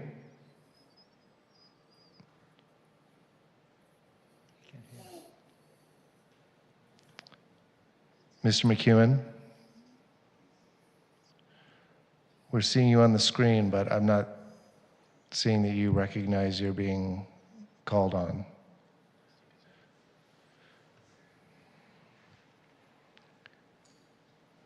Sure. Can you hear me? Yes, sir. Okay, your 5 minutes can Can you begin. hear me? Yes, you can begin. You have 5 minutes, sir. Yes, I am. Can you hear me? Can you hear me? Chair, maybe give him a thumbs up because he's watching you from the screen. Okay. He's How about asking. Mr. McEwen? Can you hear us now? I can hear you now. Can you hear me? Yeah, we hear you loud and clear. Great. Did you hear me before what I was saying about the 5 minutes and it's your time to speak? Yes, I Okay. had my ear pods in, so I'm just not sure they were connecting with my ability to speak to you. So let me just speak to the paint first of all. The entire building has not been painted. I don't know why Mr. Tavicoli is saying that because it just hasn't been done. So that's a false statement. Regarding the landscaping, the last person, and I'm sorry, I can't see very well, somebody had asked regarding the spaces of the lawn area, where were there any additional plants in that area? And the question is, they were on the periphery. So the point is there was a lot of usable space for us. And this is front yard space of the building, and this is also courtyard space of the building. So whether it's advertised as an amenity or not, it is the property and it was used as such by all the tenants. And as Mr. Tavicoli mentioned, 2 of those tenants were able to attend the hearing, and everyone else had voiced their objections to the change in the landscaping via email. So people had made their voices clear, and I didn't believe that this was a place to relitigate the hearing at all. I think the decision, and I don't know, do you all have a letter that I submitted on August 2nd as a response? So we're not able to answer your questions at this time, but you have your 5 minutes, and we are limited on the record to what's in our packets. Sure. So I had submitted a letter. I'm happy to read it, but I think it was a fair decision ultimately by the hearing examiner to come up with some kind of compromise on making the space usable as we have used it in the past. And I don't think we quite achieved that yet. So I'm hoping that this commission upholds the staff's recommendation and the hearing examiner's recommendation to make sure that these items are done. It's important. We are rent-paying citizens of West Hollywood, and it was just noted at the top of this that the municipal code states that the building should be painted in its entirety every 7 years. It has not been painted.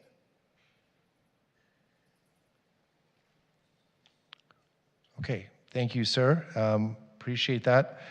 I realized I didn't ask about public comment, but I'm assuming you would have told me if there were. So, all right, at this point, we have maybe some questions. Commissioner Topchian has a question, then I have a quick question. Yes, thank you, Chair. Just a very quick one. Good evening, sir. I just want to hear from you, sort of on the record. Are you and your neighbors, the tenants, are allowed to use the yard and courtyard areas? Are you able to gather in the way you did before? Any restrictions on that? Yeah, there are restrictions on that now because, as I mentioned, I don't know if you have from the hearing examiner, images of the cacti that are now in place of where the lawn used to be. There is no open space to sit with your dog or with a book or read or congregate with other people in the building. What I mean is the restrictions, wait a minute. What I mean is the restrictions by the landlord, let's say in writing saying don't gather there, don't use the area, anything like that. We've never had that. We've never had that as All right. Thank you, sir. restriction. Thank you.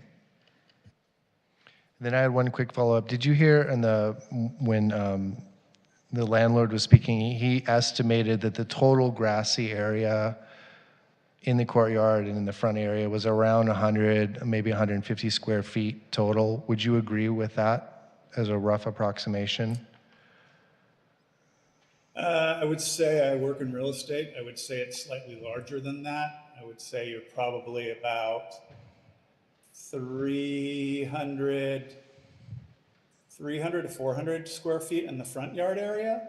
And then up in the courtyard, that's maybe about 150 square feet. Thank you very much, sir, for your time. At this point, seeing no other questions, I'm going to close the testimony part of the hearing, and then we're going to deliberate now, and then we'll come to a decision on this. No, I'm afraid not. Not at this point in time. There is another opportunity for public comment, I believe, at the end of the meeting, but that's not immediately before us. So, okay, I think we can get started on this one. I can start just with a few intro thoughts and see if other people feel the same or different. So I saw this appeal, and immediately a thought jumped to me that I've seen in several of our other appeals in the past, which has some a resonance with me, but I'm kind of tied by the legalities, which is there are sometimes circumstances where there's a loss of a service, a reduction of a service, for what could arguably be considered a noble reason. For example, you're trying to use less water, and we live in a very drought, ridden part of the world, and you want to try to make your lawn more drought tolerant. Very noble reason, but the way that the statute is written, the service is still being lost, and it doesn't matter whether it's for a noble reason or not. Sometimes we've also seen instances where it was almost like a public safety reason, that maybe some shelving got taken down or planters got taken away for the exit of like a building or a pathway, and there's some real good reasons to have a clear pathway, especially if you have an emergency exit for a building, but there was a loss of a service there. It doesn't matter what the reason is, whether it's a good reason or not. They really just look at, was there a loss of a service? And so that to me was what jumped out to me on this appeal, and I empathize somewhat with the landlord about wanting to make the landscaping more drought tolerant, but that unfortunately is not something we're allowed to consider. We're supposed to just see, was there a service there or not? I think I had thought initially that the amount of the reduction for the lawn, I was a little on the fence about. It seemed kind of maybe it was the middle of the range, but I was looking at it going, why did they do that? That seems like quite a lot for grass. But hearing tonight that we're talking about a minimum 100 to 150 and possibly more, I'm fine with the range that the examiner put on that. And then on the painting, my sense is that we go with what the hearing examiner found. At the time, it sounds like the whole building hadn't been painted. There's some dispute now about whether it has in fact been painted, but I defer to the hearing examiner on the painting issue. And if that has been taken care of, there's a remedy in terms of a request for a compliance determination. So I'm understanding why the landlord feels like, oh, I was trying to do a good thing, but unfortunately that's not something that we're able to consider. And so I would be inclined to affirm. But that's just me. Does anyone else want to go forward? Commissioner Topshin? Thank you, Chair. I also will begin with just a couple of thoughts on what what would constitute a housing service under the ordinance, pretty much anything and everything that the tenant has a use for it. So the common areas are also considered housing services, the grounds and the landscaping. And that's why this, the decision, the way the examiner looked into that, because it's supported by the ordinance. So common area, landscaping, all these areas where the tenants gather and they use the grass, that is a service. And the service doesn't have to be advertised as such, or it doesn't have to be in writing in the rental agreement. That's how the ordinance is written. So therefore, there's no doubt in my mind that there was a service and the service was lost. And although your good intent, obviously, we noted, but the fact that there was a grassy area, the grass and different landscaping, and the landscaping is gone for whatever reason, so that constitutes itself a reduction. So, and I think when it comes to that yard and courtyard area, the decision of the hearing examiner is very specific and very clear. Yes, it says it doesn't have to be grass, but grass or other installed plants. But the examiner is saying that it has to be eliminated, the mulch or more or wood chips as a primary ground cover.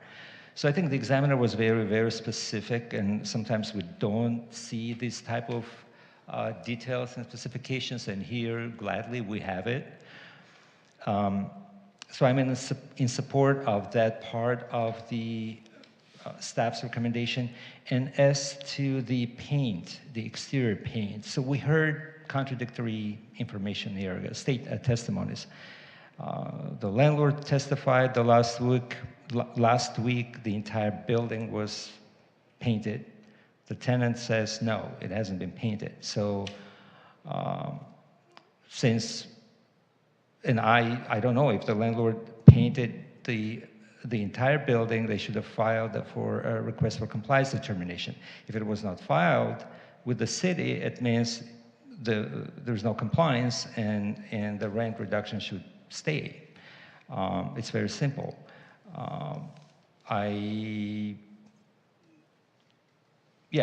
And just that, and I would definitely support staff's recommendation on both items. Thank you. Would you like to go, Commissioner Copeland? Thank you, Chair. Sure, I'll keep it brief. I agree. It doesn't have to be advertised. It was an assumption that it was, if you rent a place, that all the common areas are for your use. They're not roped off, chained off, whatever. And grass was used by the tenants prior to the removal, and it's not based on how many or what specific tenants use it or how often. It's a common area issue. So, and as one of the fellow commissioners said, that even if something is removed for insurance or code violation reasons, it's still a removal of a service or amenity. It does not have to be advertised. It just has to be something that was used during the tenancy. While I understand the landlord's statement that it's more cost-effective and drought-tolerant, and certainly that would be maybe perhaps considered and incorporated in a new development. This is a different situation. This was something that was there and it's been removed. And the same with the paint. We have the conflicting testimony about that. So the maintenance standard is every 7 years. I think we had an exception maybe for new condition, but obviously if there's been patching and so forth, that's not the case here. So that would require a compliance determination. So based on the information that we have, I would have to go along with the hearing examiner's decision on both of these matters. Thank you, Chair. Vice Chair. I agree with both of my colleagues, and I'm inclined to affirm as well. I think we heard testimony from the tenant that they were using that area, and there is a difference whatever kind of ground covering you have. There was definitely a difference with the plants there. So there were plants on the periphery, as we heard in testimony, and then now there are plants all in the center of the space. So to me, it is clear that that was a loss of service that they were using on the premises, and now they can't use that in the same way. And as far as the painting, I think we've got conflicting testimony there, and it was also mentioned last week that it was painted. So the remedy for that, if it is in fact painted, is to file for a compliance determination to see if that's the case. Just going to go down the line. Commissioner Bass, would you mind? Yeah, I will also try to keep it brief. The painting, again, if it was last week, it's not before us, so that dispute would happen at a compliance determination hearing. I think that's very straightforward. Even if the landlord is accurate in that it was painted last week, that wouldn't nullify any of the hearing examiner's decision, which is what we're asked to review.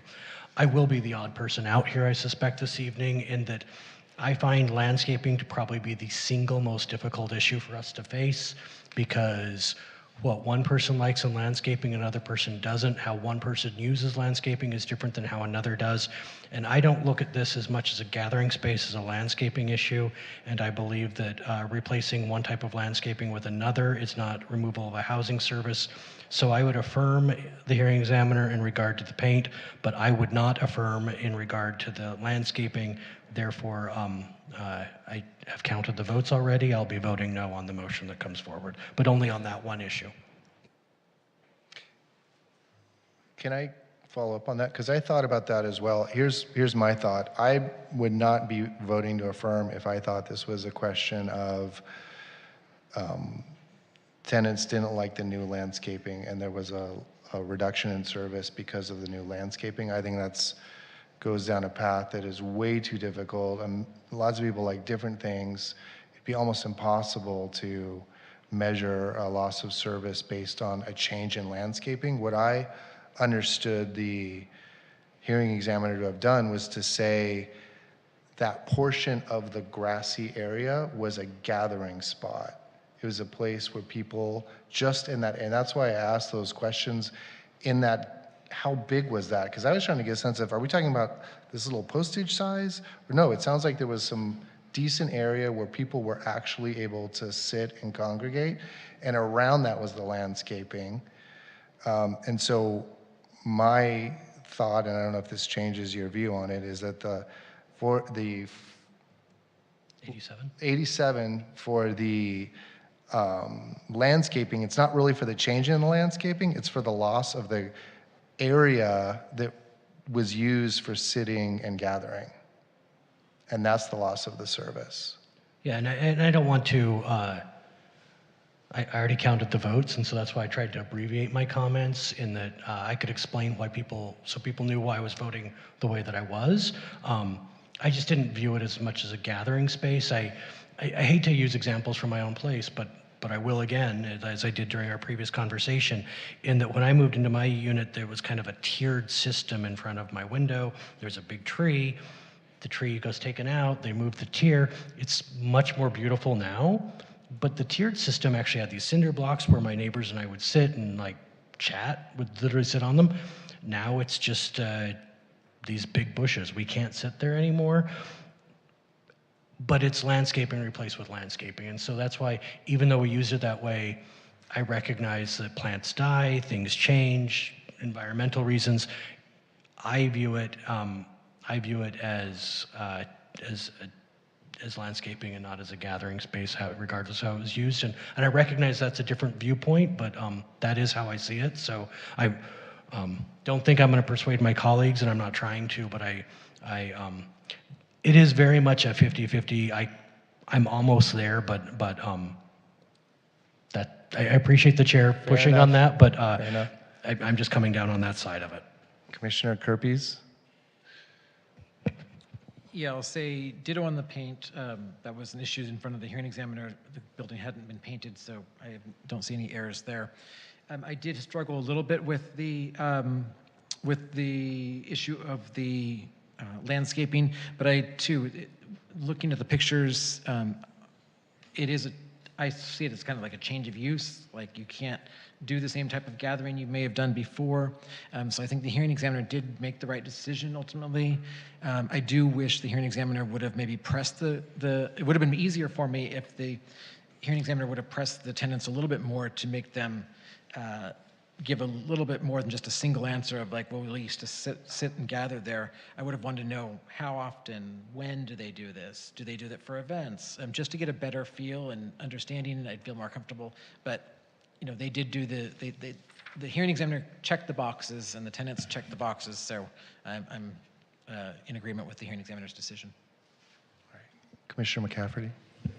I support staff's recommendation. Nothing new to add. Okay. Okay, so not seeing anything further on this, I'm going to make a motion to adopt resolution RSC number 25-691, resolution of the Rent Stabilization Commission of the City of West Hollywood affirming the hearing examiner's decision as to application number D-5023. Is there a second? Second. Okay. And let's do a roll call on this one, please. Commissioner Bass? No. Commissioner Copeland? Aye. Commissioner Kirby's? Aye. Commissioner McCafferty? Aye. Commissioner Topshin? Chair, before, I just want to correct the comment I made before.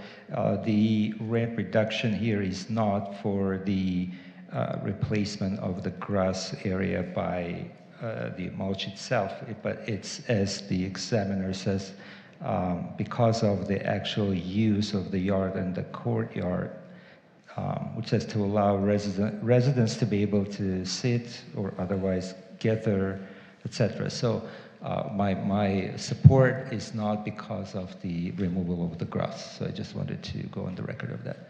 Yes, on the motion. Thank you. Vice Chair Goldman? Aye. Chair Rory? Aye. Okay, so that motion passes 6-1. If the parties have any further questions, you can reach the Rent Stabilization Division at 323-848-6450 by email at rsd@weho.org, or you may request an in-person appointment online at weho.org under the services menu. And Mr. McEwen, if you want to log off now, you're welcome to do so. We're going to move on to the other appeal. And Mr. Tavakoli, if you'd like to stick around, you're welcome to do so as well. We're going to move on to the next appeal. So thank you. Okay. Okay, so let's keep going, if that's okay, to the next appeal, which is, I'm so sorry. I got it. Appeal-D-4930R. This is regarding the property at 1279 North Harper Avenue, number 104. And I'll ask council to please lead us in a brief overview of this appeal. Happy to, Chair. Thank you. Kellen Martz, Legal Counsel of the Rent Stabilization Commission. Oops, wrong appeal. This is Appeal D-4930R, R for remand. Property address 1279 North Harper, Unit 104. R for remand means you've seen this one before. So you should be somewhat familiar with these issues. The issue here is on appeal, whether the hearing examiner on remand correctly determined the maximum allowable rent and the related rent overcharge. The tenant filed a rent reduction request alleging that the landlord overcharged rent beyond the legally permissible MAR. The original decision found that there was a MAR overcharge resulting in an overpayment of $76.81 and 84 cents. And the matter came before the Rent Commission. The commission remanded the decision to the hearing examiner for further analysis. And in the new decision, the landlord was found to have collected rent in excess of the MAR in an amount of $7,656.48. The landlord has filed the appeal, disputing the rent overpayment calculation and asserting that the tenant knowingly paid the overcharges on the online portal. Landlord also argues that the overcharges were not actually demanded by the landlord, that the AGA's adjusted gross amounts were misapplied or double counted, and that some claims should be limited by the Municipal Code statute of limitations or by state law.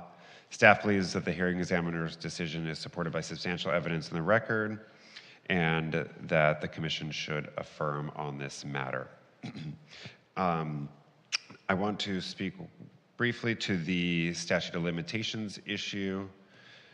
The statute of limitations we've looked at before. The 3-year statute of limitations only applies if the MAR or rent overcharge issue is related to the failure to file the registration forms. If it is for any other reason beyond that, then there is not a statute of limitations that applies. In this case, it is not a registration form issue, so there is not a statute of limitation matter for 3 years for you to consider. And so that, sorry, one more thing. There's also state law, which the landlord has cited, California Code of Civil Procedure, which has a 3-year statute of limitations, but that applies to civil lawsuits between private parties. It doesn't apply to the government's municipal code and our ability to regulate our rent stabilization ordinance. And with that, staff recommends that the commission affirm the hearing examiner's decision, and this concludes my report. Thank you. Any questions? Yes, Commissioner Kirby's. So I'm reading the hearing examiner's decision, his review, or his or her review of the remand issue number 1, how the online rent payment portal works and how automatic payments may or may not impact the MAR and rent overpayment issues. I don't understand what his conclusion, or their conclusion is here. They basically say this person says this person says this, and then they say given that he pays the amount that is indicated within the portal, there is no evidence that the portals caused the overpayment. What are they saying with the portal's overpayment? Which page are you on? I'm sorry, That's page okay. 273 of the Can you speak to the microphone, please? 273. It's a summary of testimony and issues on remand issue 1.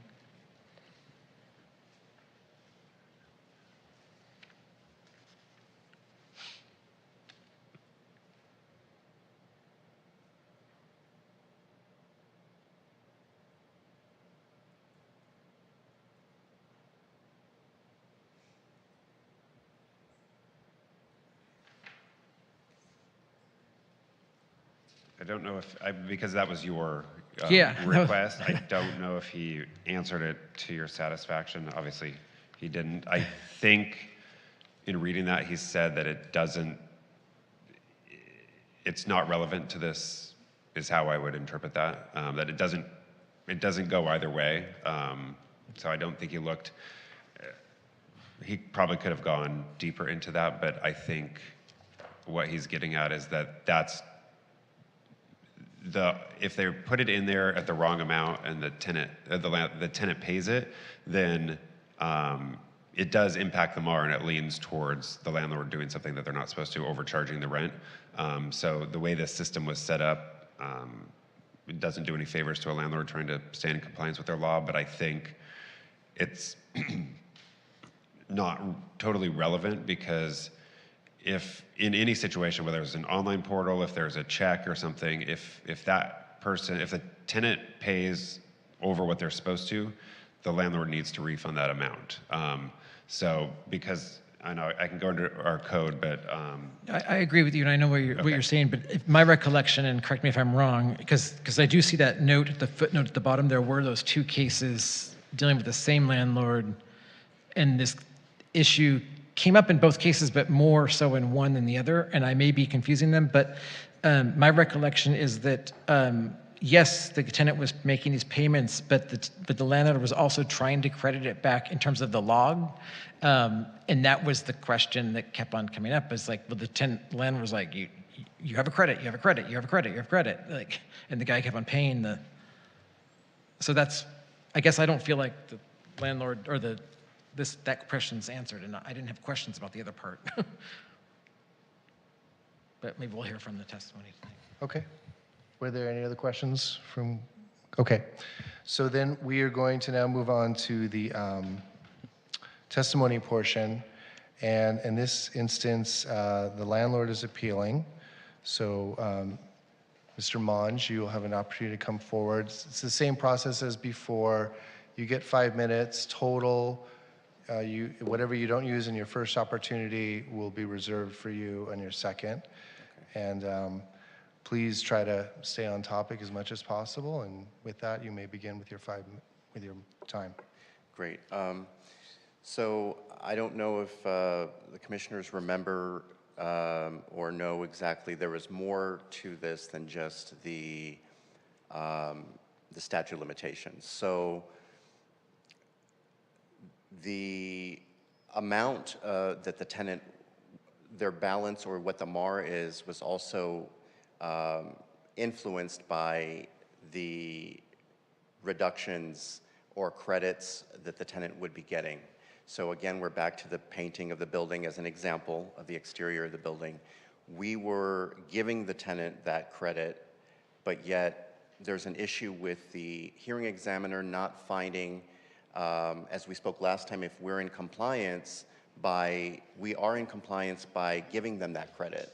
So if we're giving them that credit for the exterior of the paint because the owner says, I'm not going to spend $60,000 because my tenant is only paying $1,400 a month rent, which is what he was paying 15 years ago. And if a lot of the tenants are paying low amount of rent, it's hard for an owner to be able to shed $60,000.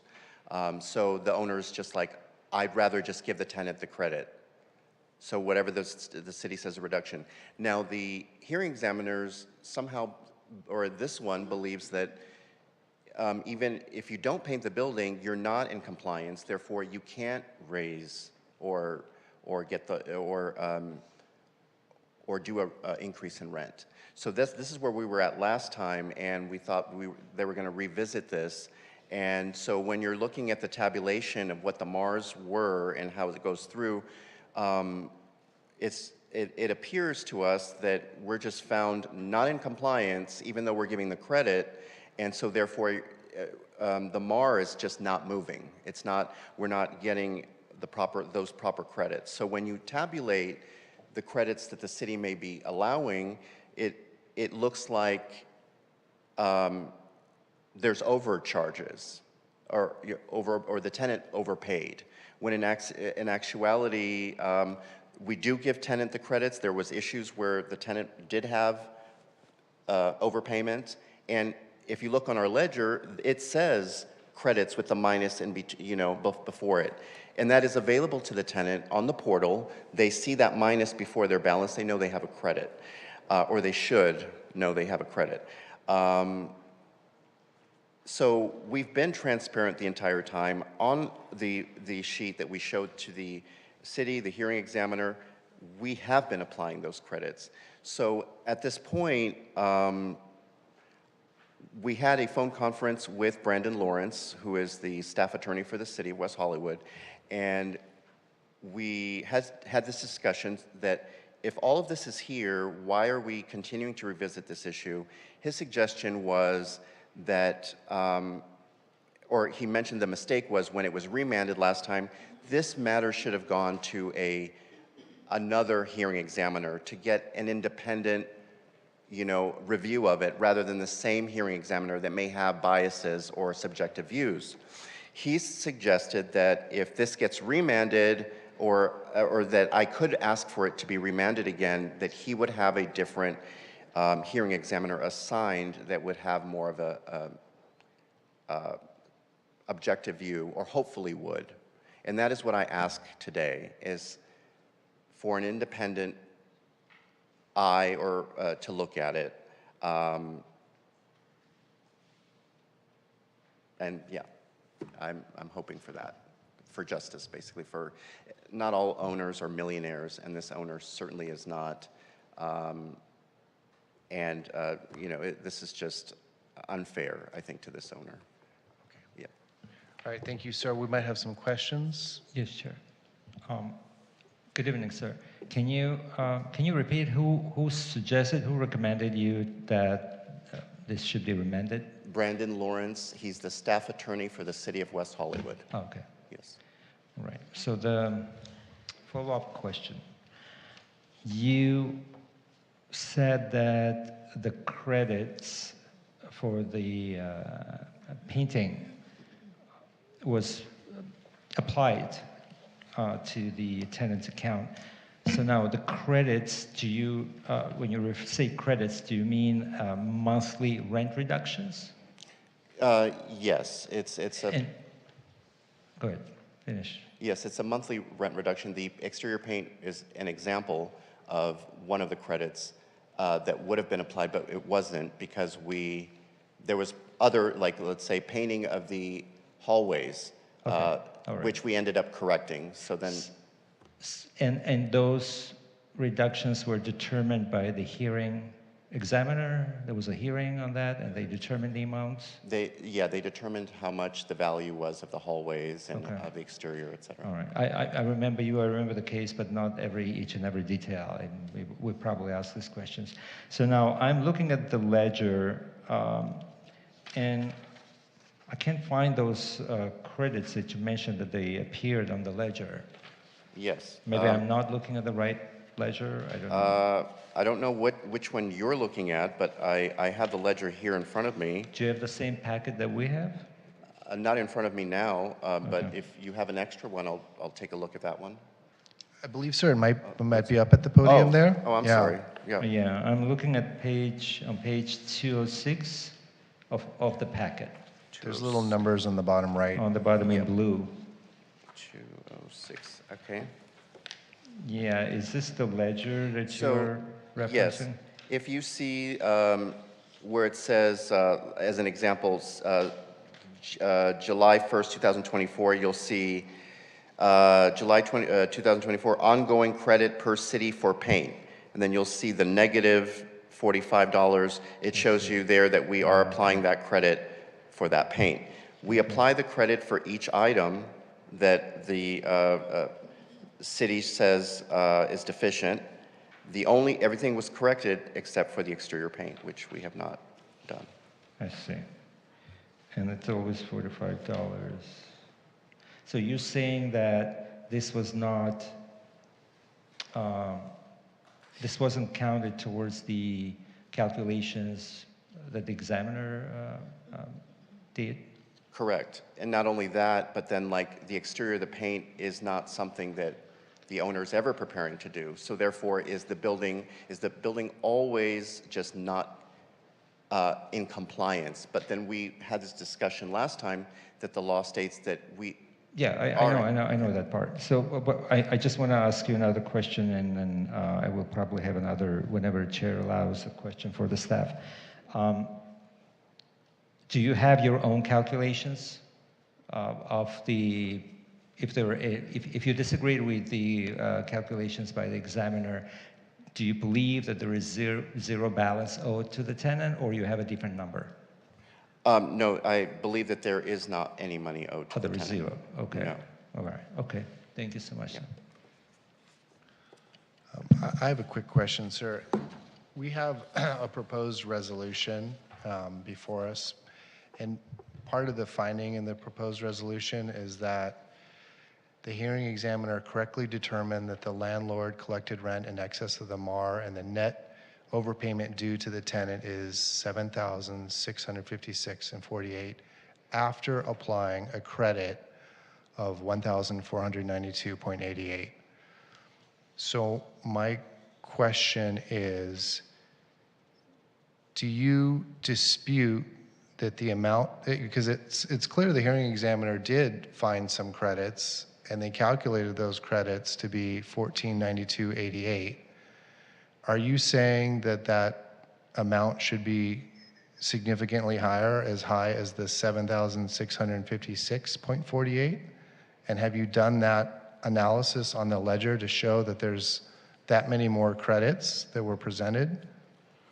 Well, the question again is that if for all these years we have been in compliance, but are thought to not be in compliance, those credits do add up to a lot of money over 48 months, 60 months, 74 months. I mean,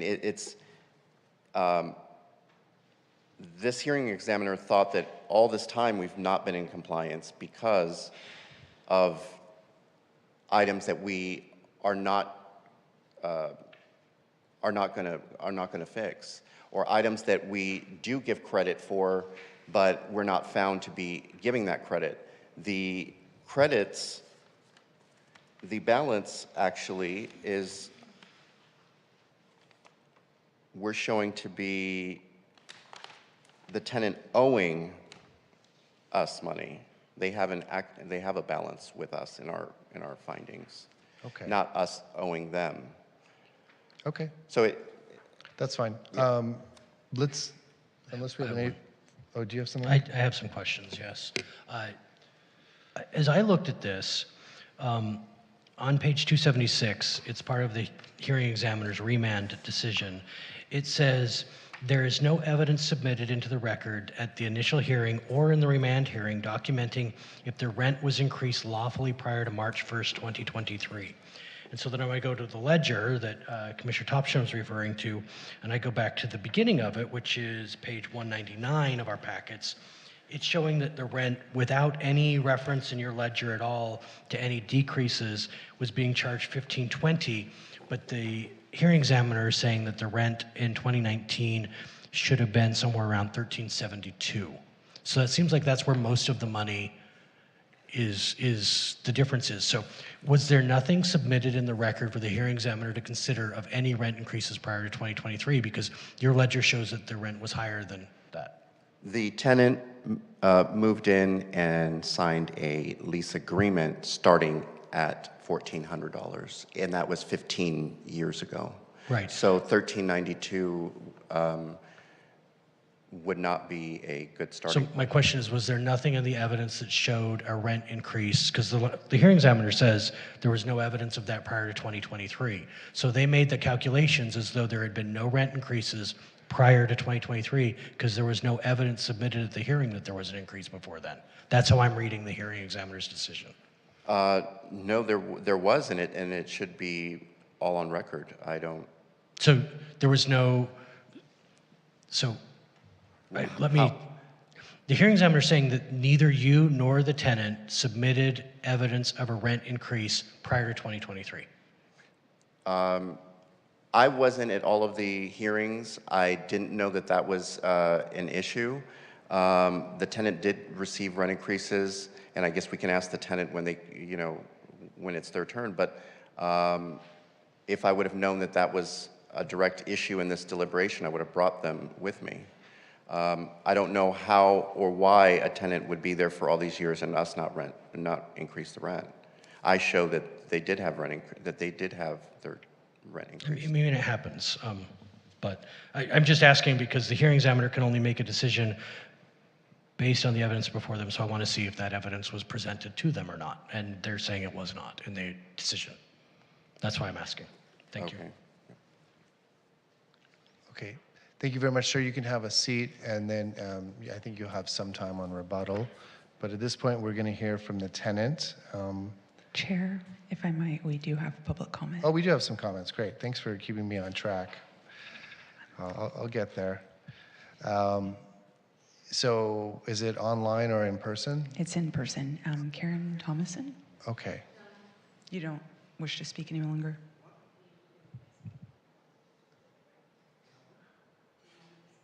Okay. Sounds like maybe they changed their Okay, that's fine. No problem. There'll be another opportunity down the road. But you're the tenant, sir? Okay, wonderful. If you could come to that mic, sir. Take your time. Pull it real close so we can hear you. Okay. And you just get 5 minutes if you want to use it. You won't have a rebuttal time. And Okay. you can say your name, city of residence. Okay, my name is Robert Preet, and I'm 85 years old, and I've lived in West Hollywood for many, many years.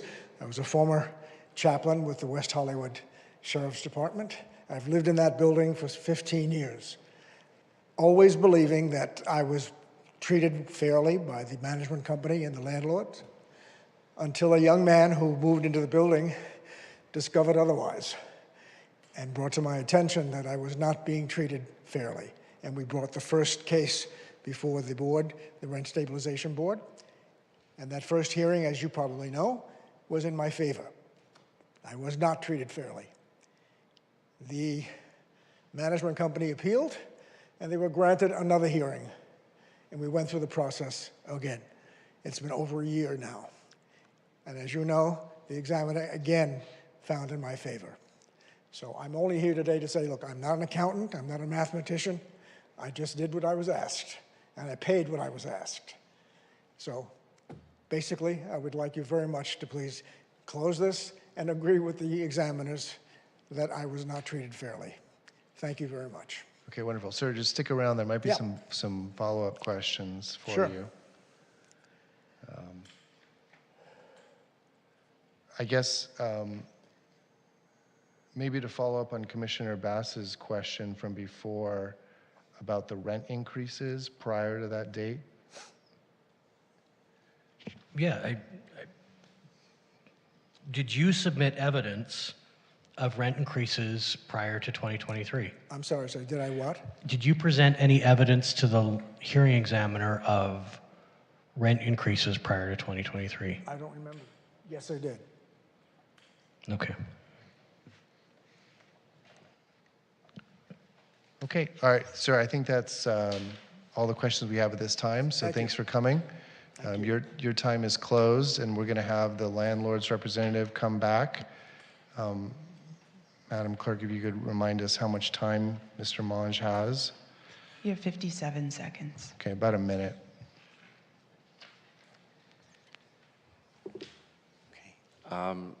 Basically, I don't know what new, anything new that I can say, but I just can say that if the tenant received rent increases, the rent would be higher. The tenant acknowledges that this was introduced. I brought just, I didn't think to bring, all these all of the documents for this file. I thought that we wouldn't be revisiting every little detail, but I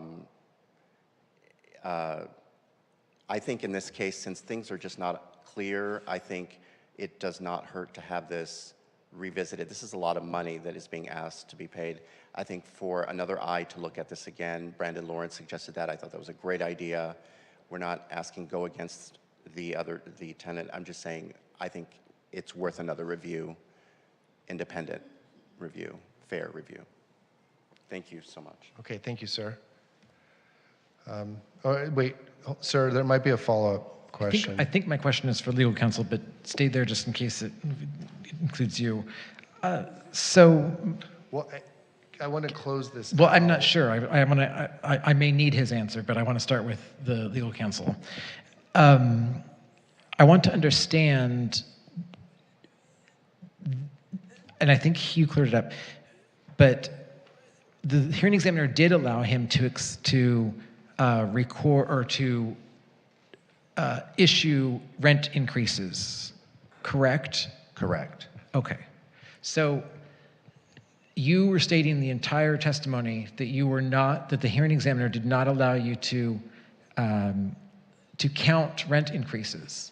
That's not correct. So can you clarify that comment? The hearing examiner stated that we weren't in compliance, and therefore we did not have a right to do rent increases. I stated, well, after what I know is that once we give that credit, we can do the rent increase. And he looked at me and said, where did you get this? Who told you that? Let me see in the law where it states that. And I'm like, I'm talking about this most recent hearing. Are you talking about this most recent hearing? No, I'm talking about with the hearing examiner sitting in the city. Oh, did they not have another hearing? I'm not talking about here. Can you speak to the microphone? Oh, sorry. I'm not talking about here. No. I'm talking about the hearing that you had for the re-examination. When we sent it back to the hearing examiner, they held a hearing, right? April 15th. No, the hearing examiner just reviewed the documents. He did not meet with us. You did not attend that meeting? No. Okay. Thank you. You good? Okay, wonderful, sir. Thank you so much. At this point, we will close the testimony part of the appeal, and we will open it up for questions and deliberations. Can I? Please. Before the deliberation. Mr. Martz, if a rent reduction is issued, let's say the landlord decided to give a rent reduction instead of restoring a service, would that constitute the compliance? They are in substantial compliance with the rent stabilization ordinance. This case actually prompted staff to look at this. What is the actual law? And I think we came back here in the subsequent time and said yes. And excuse me. And I just want to read from the remand decision. This does not. The issues, if you have a reduction in place, does not preclude a landlord from implementing the AGA, the increase, on the reduced rent authorized by a hearing order, and neither the RSO or the regulations indicate that a landlord cannot implement the AGA if a rent reduction is in effect. So, yes, the caveat is that if the rent is $2,000, a rent reduction of $100 is in place, your AGA calculation is on the $1,900, the reduced rent, not on the full rent, because that's technically the rent at that time. Yeah, that was I wanted to hear from you. Thank you. Straight from the horse's mouth. Thank you. Chair, if we can go to deliberations, yeah. The way I see this is that this came before us, and there were questions, 3 that we specifically mentioned. So there were 3 questions that we sent back, and the hearing examiner opened the record, allowed both parties and any other interested party to provide testimony, provide any documents. That hearing was held, according to the record, on April 15th of this year, and then they closed the record again and made a decision. That decision, very specifically, like the legal counsel just said, allows for rent increases even if the landlord chooses not to paint the exterior of the building. That's a choice, and that's the reason our rent reduction process works, is because there are times the landlord might truly choose that it is in their best business interest not to do this or to take away that service or do something and just eat the reduction. That makes sense for some businesses, and sometimes it might even actually be beneficial for the tenants as well. With all of that in mind, the way, as I reviewed this, because these numbers can get very confusing, so the way that I saw this is that most of the money that that the hearing examiner suggests that the landlord owes to the tenant is because there was not a rent increase prior to 2023. There have been since, but not before that. That's what the record says, page 276 and 277 of our packet, which is part of the remand decision. I understand that there might be just some dispute about that tonight, but our role here is to determine if the hearing examiner, with the evidence presented to them, made a decision that a reasonable person could have come up with. We don't always agree. As you saw in the last hearing, I didn't agree with the hearing examiner. I didn't think it was a reasonable decision. My colleagues, all of them, decided otherwise. In this case, the landlord or the landlord's representative could have showed up on April 15th with all of those files and said, look, here are all of the rent increases going back 15 years, and chose not to do that. And because of that, none of those rent increases are considered in the MAR. Anything prior to 2023, the public hearing is closed. So this is just our deliberation. I'm sorry, sir. So actually, do you mind taking a seat? Because I think it's fair to both the appellant and the respondent to be seated for the deliberation part. So the way I see this is that there was, thank you, Chair, is it fair or unfair? None of the rent increases, if they existed prior to 2023, are considered in the current MAR because no evidence was presented at the first hearing or the second hearing that showed that there were rent increases prior to that time. Maybe there were, maybe there were not. They were not here, and therefore their hearing examiner made a reasonable decision with the evidence before them. And it would just be a caution to tenants and landlords everywhere. If you're going to a hearing, take all of the evidence with you, because all we get to determine is, did the hearing examiner make the best decision with the information, not the best decision, a reasonable decision with the information before them. I think then here's a case the landlord might have been able to persuade the hearing examiner otherwise, but chose not to provide that evidence, and therefore our decision, because I probably believe that there were rent increases prior to 2023, but we have zero evidence showing that there was. The hearing examiner had zero evidence that there was. Therefore, I would vote to affirm in full of the hearing examiner's decision.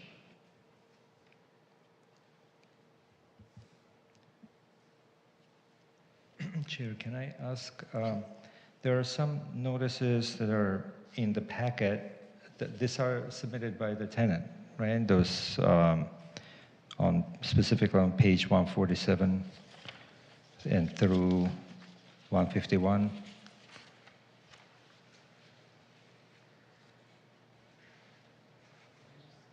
$145. 147 through 151.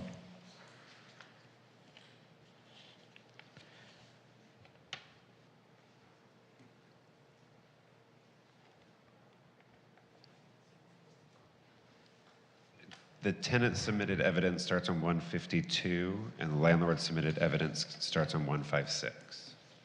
152, you said, the tenant's evidence? Yes. So who submitted those that are on those pages? 156 is landlord submitted evidence, so anything after 156 is landlord. What about before that, 147? Yeah, because 147 says 2018, right? 2018, 148 is 2017, 149 is 2016, 150 is 2015, 151 is 2014. These are. So did the hearing examiner miss these documents? And clearly I would have too.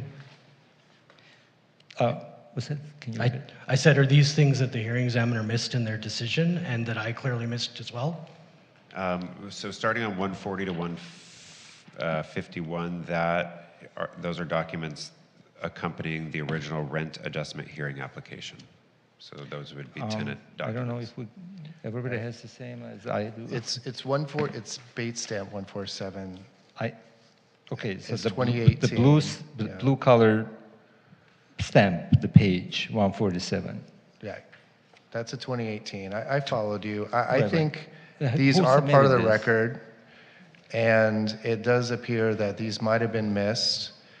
There's clearly, even tonight, I believe the tenant stated yeah. that he did present evidence of rent increases prior to 2023. 2023. So my thought was, this was presented at one point to the hearing, not our appeal, the commission appeal, but to the original hearing. I wonder if it was submitted by the landlord or the tenant. I wanted to clarify, but it seems like there's a confusion on that. Well, either way, it was in front of them, I think, right? What's that? Does it matter if it was the landlord or the tenant? It was in front of them. Yes, it probably wouldn't matter, but for some reason I just thought it should matter, but I guess you're right. I mean, if it's in front of the hearing examiner, it doesn't really matter, so it should have been probably calculated towards the MAR, in my opinion. Mm-hmm. So I don't know what to do with this, so can we... Just to note, the hearing decision starts calculating on April of 2019. So that's where the rent calculation of overcharges starts. And so the hearing examiner wouldn't necessarily have looked at anything older than that. Right, but what I'm saying is that the examiner used the MAR 123188 in April 2019, but if those notices were considered, the MAR could have been different, so that's what I'm thinking. And the hearing examiner specifically on page 276, the last paragraph says, there is no evidence submitted into the record. This is what I was relying on for, and I will apologize and stand corrected if the hearing examiner got it wrong here. I was taking this, and I missed those dates. Thank you, Commissioner Topchin. But they're saying there's no record at the initial hearing or the remand hearing documenting that their rent was lawfully increased prior to March 1st, 2023. And Commissioner Topchin has pointed out that there is evidence that it was rightfully increased. And I'm stuck on the word lawfully, and because you can issue a rent increase all you want, whether it's lawful or not is a different story. I don't know if that's what the hearing examiner means by specifically using that word, but it could be what was the distinction in his head there. I'm obviously not him.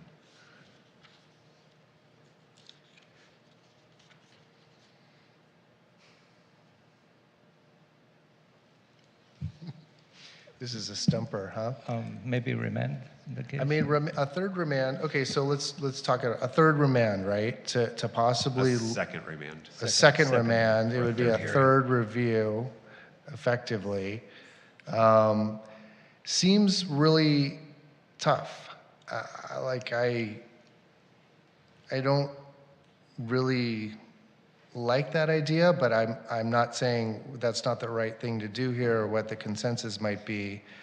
There's a lot to the process. You know, you have opportunities to present your case, and there's limited exceptions for do-overs. Oh, if I had another chance, I would have brought this document, or oh, if I had it over to do, I would have done it this way. Like, that's not supposed to be the focus. It's supposed to be follow the process, unless we have, clear or substantial evidence that something was missed. And I tend to believe that this second review on the prior remand was done correctly. And if there was a need to present additional evidence, it could have been done at that time. I'm kind of leaning in the affirm camp, but Chair, that's me. May I add one additional thing? There's multiple rent reductions in this case, and those rent reductions set the MAR. So by whether they appealed those or not, whatever the resolution was, found that new MAR. And so I think that also played into effect, because in May of 2018, there was a rent reduction that brought the rent down to $13.72. And so... Mr. Marks. What page, please? That's a great question. This is in the remand decision, page 6. Page 276. There we go. Thank you. But, Mr. Martz, if it brought it down to 1372, and that is exactly the argument I was making a moment ago, so I'm glad that clearly I'm not the only one confused by this. It says that the old MAR was 1400, but if we look to the pages that Commissioner Topchin was just pointing to, and we go to page 148 of our packets, there was a rent increase on August 1st, 2017 that says that the new rent was $1514.88. So if the reduction of $28 would have been coming out of that $1514.88 instead of $1400, if we're not hung up on the word legally, if there was something meant by that from the hearing examiner. That is an open question. Yes. I understand your point. I was taking the hearing examiner directly from their decision and could be very wrong, and I'm embarrassed by that. Well, I mean, that's not on you. That's on reading the decision. So it shows the process works. 'Cause Yeah. we're all figuring it out. That's why there's 7 of together. us and not just one of us, right? Yeah, no. It's just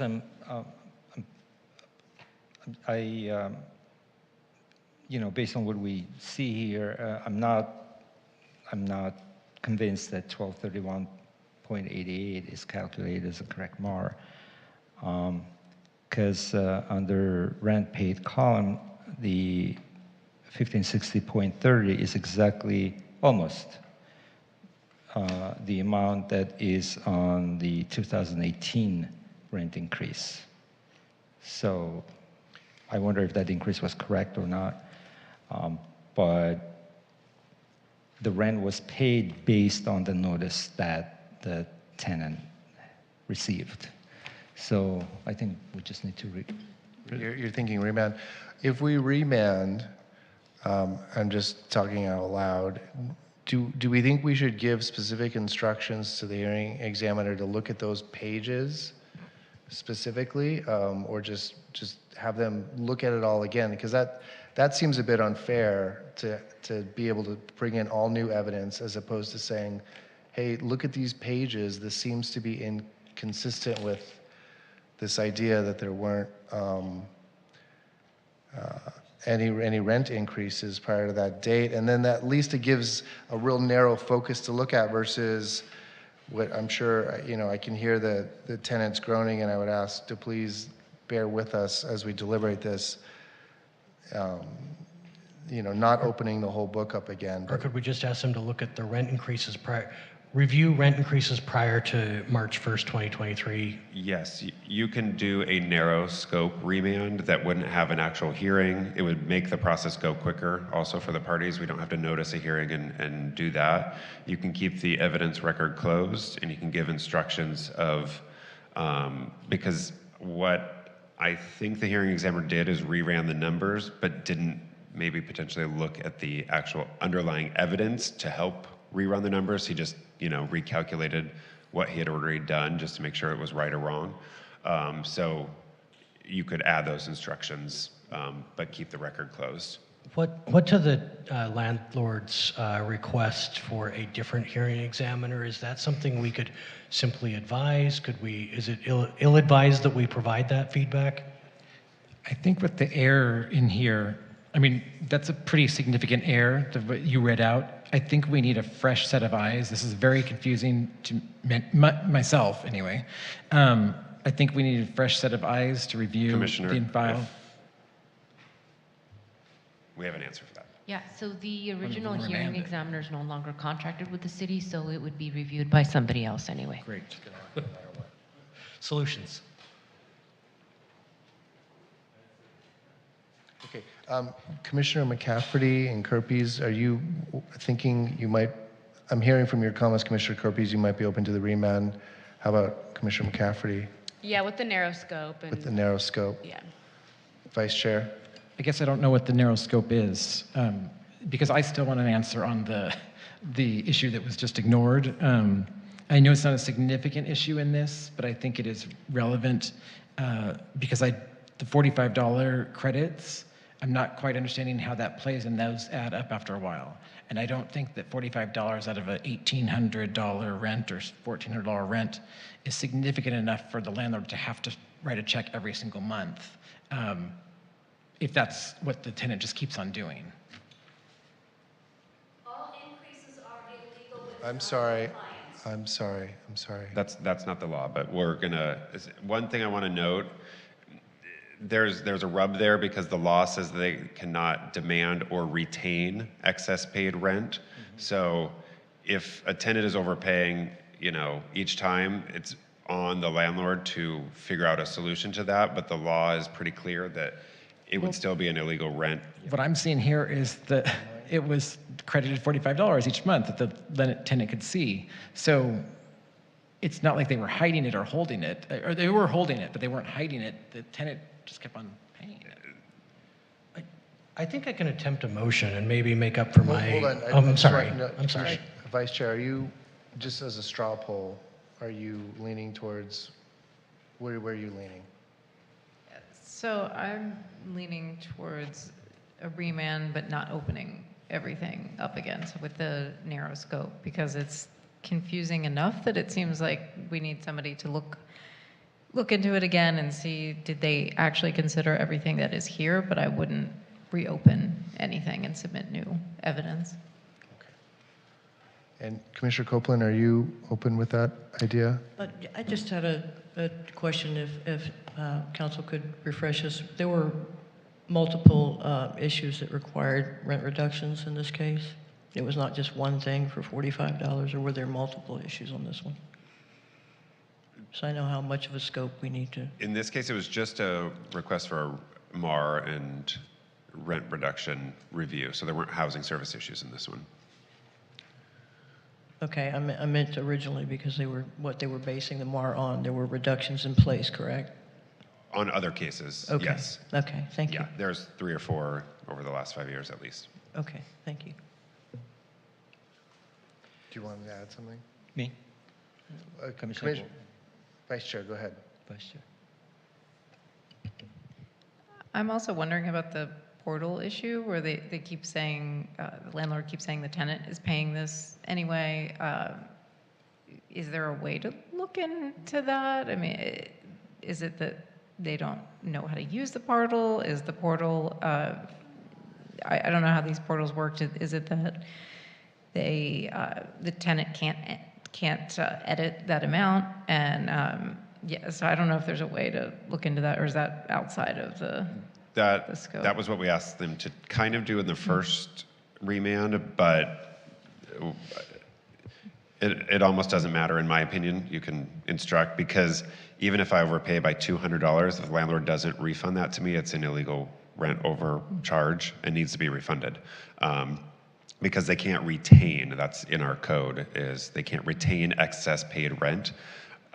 It doesn't say how that excess rent got there. It's just, if it's over, you can't retain it. Okay, thanks. One thing, go Chair, ahead, one thing, when we're saying, when we're asking for a kind of a narrow review, we just want to make sure that those reduction amounts that are apparently there on the ledger, that they have to be counted towards clearly. So I don't know if the narrow review means only those rent increase notices, or also make sure that rent reductions applied according to the ledger in the calculation of the MAR. Right. So I You're just tired. I think if I'm understanding it correctly, there was the issue that Commissioner Kerpes originally wanted to remand to have looked at.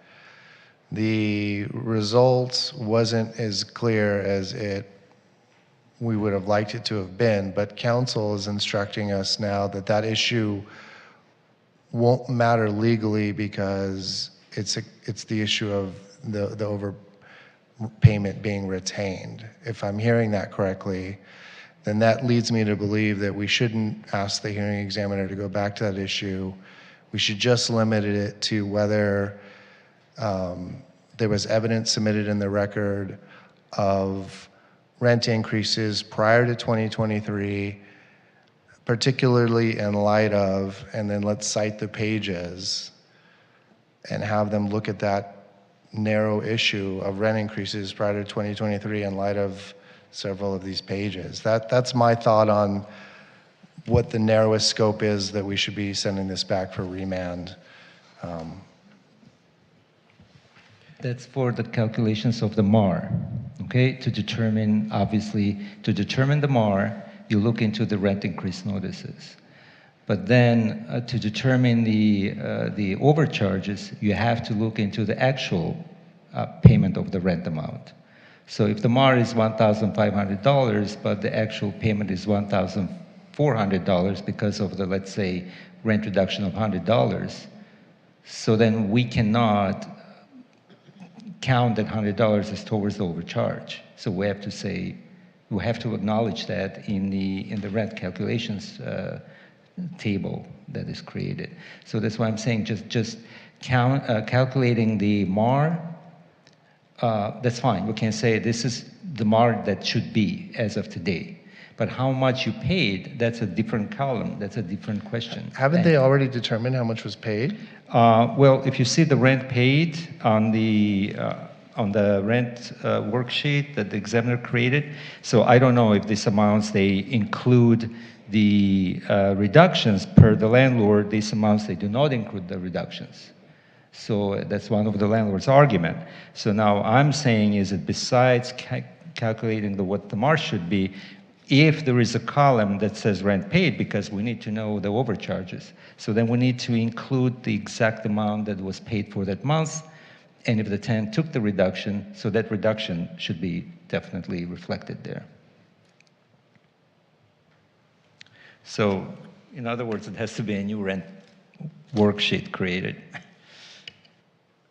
Yeah, so it sounds like we just need to know the MAR and what the overpayment is, right? From start to finish. Yeah, yes. For 15 years. I got a little lost on Commissioner Topshian's explanation, but your summary at the very end was what I think everyone has said here. Yes, it's going to be a MAR and a rent calculation based on the MAR and the rent paid, only based on what is in the record that we have, specifically the bait stamp documents that we looked at in the 140 to 160 range, which correspond to documents submitted with the rent adjustment hearing application, tenant submitted evidence, and landlord submitted evidence. And those are pages 140 to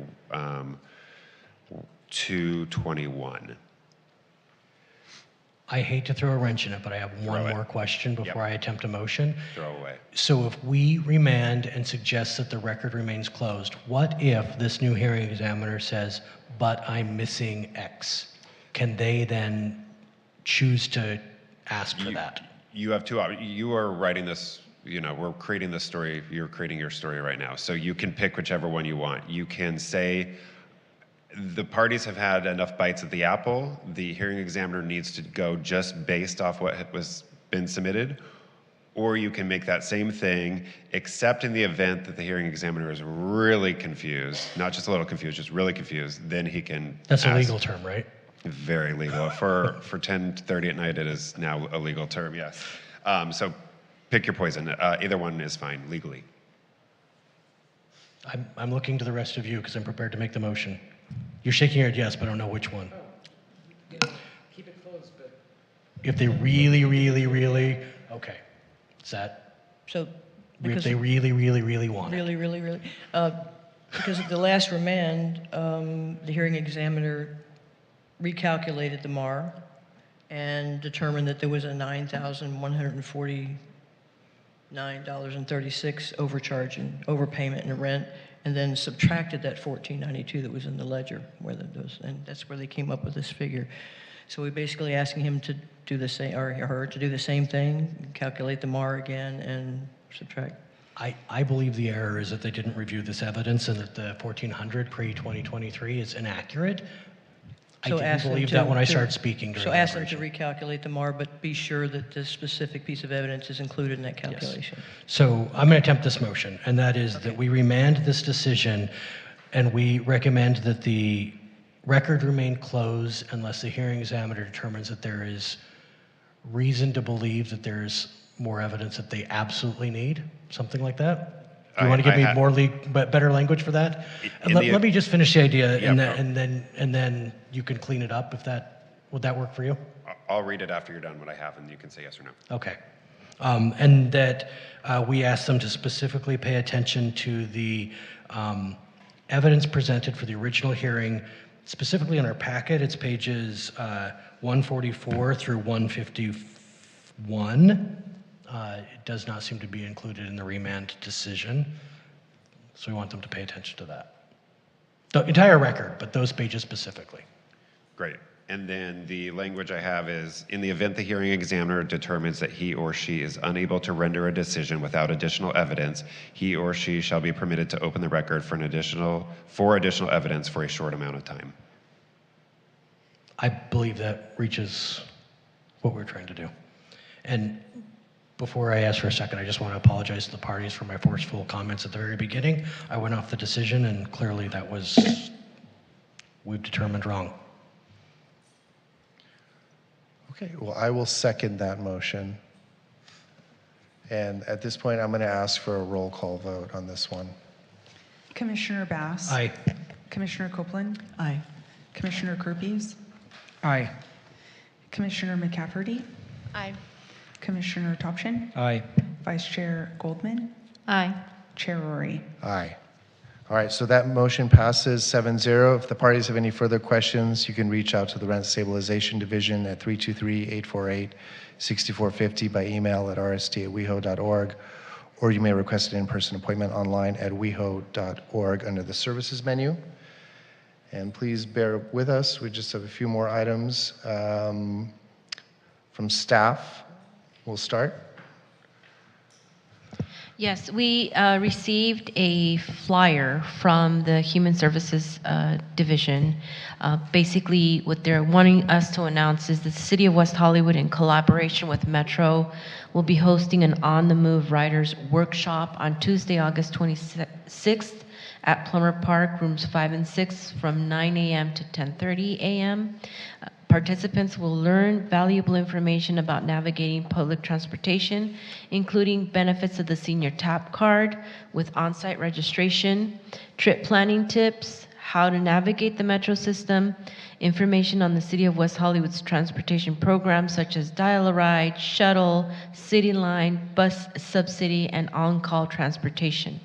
If you want more information, please contact the Human Services Department at 323-848-6510. That's it for it. Okay, great. And are there any slips for public comment? None at this time? Okay.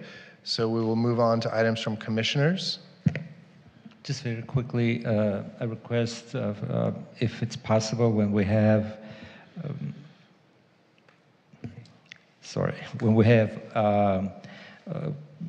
comments, not comments, testimony submitted online, if it's possible to print them for the meeting, that would be awesome.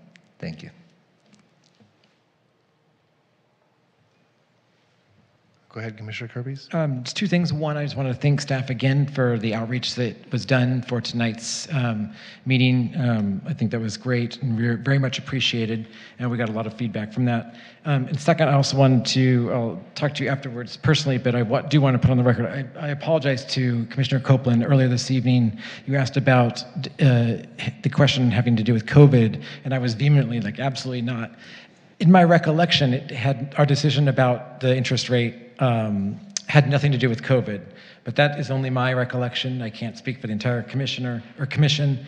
And after looking at the dates, I do see it was during COVID, so it would be unlikely that COVID didn't have some sort of impact on that decision. I was trying to remember, I just so do not remember. thought maybe you did. I remember my intentions behind it at the time. I know it had nothing to do with COVID, but I don't know about everybody else, and it would be odd that COVID wasn't involved. I was just trying to remember if it came up, because I was there as well, and I thought maybe you might, since we were both there, remember if that was part of the reasoning behind it. But it's okay, thank you.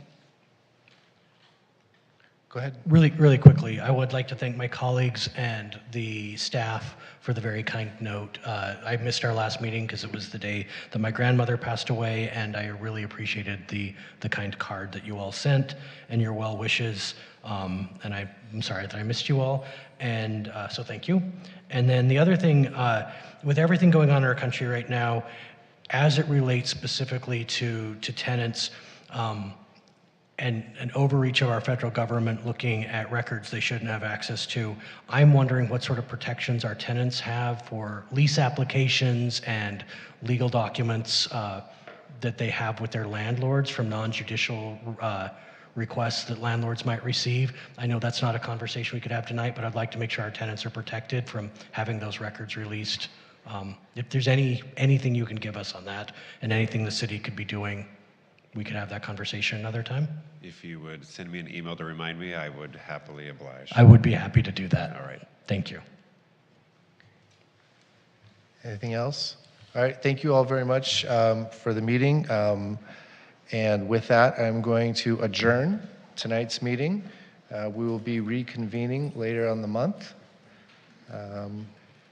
on August 28th, 2025 at 7 p.m. in West Hollywood Park Public Meeting Room, Council Chambers. Thank you all.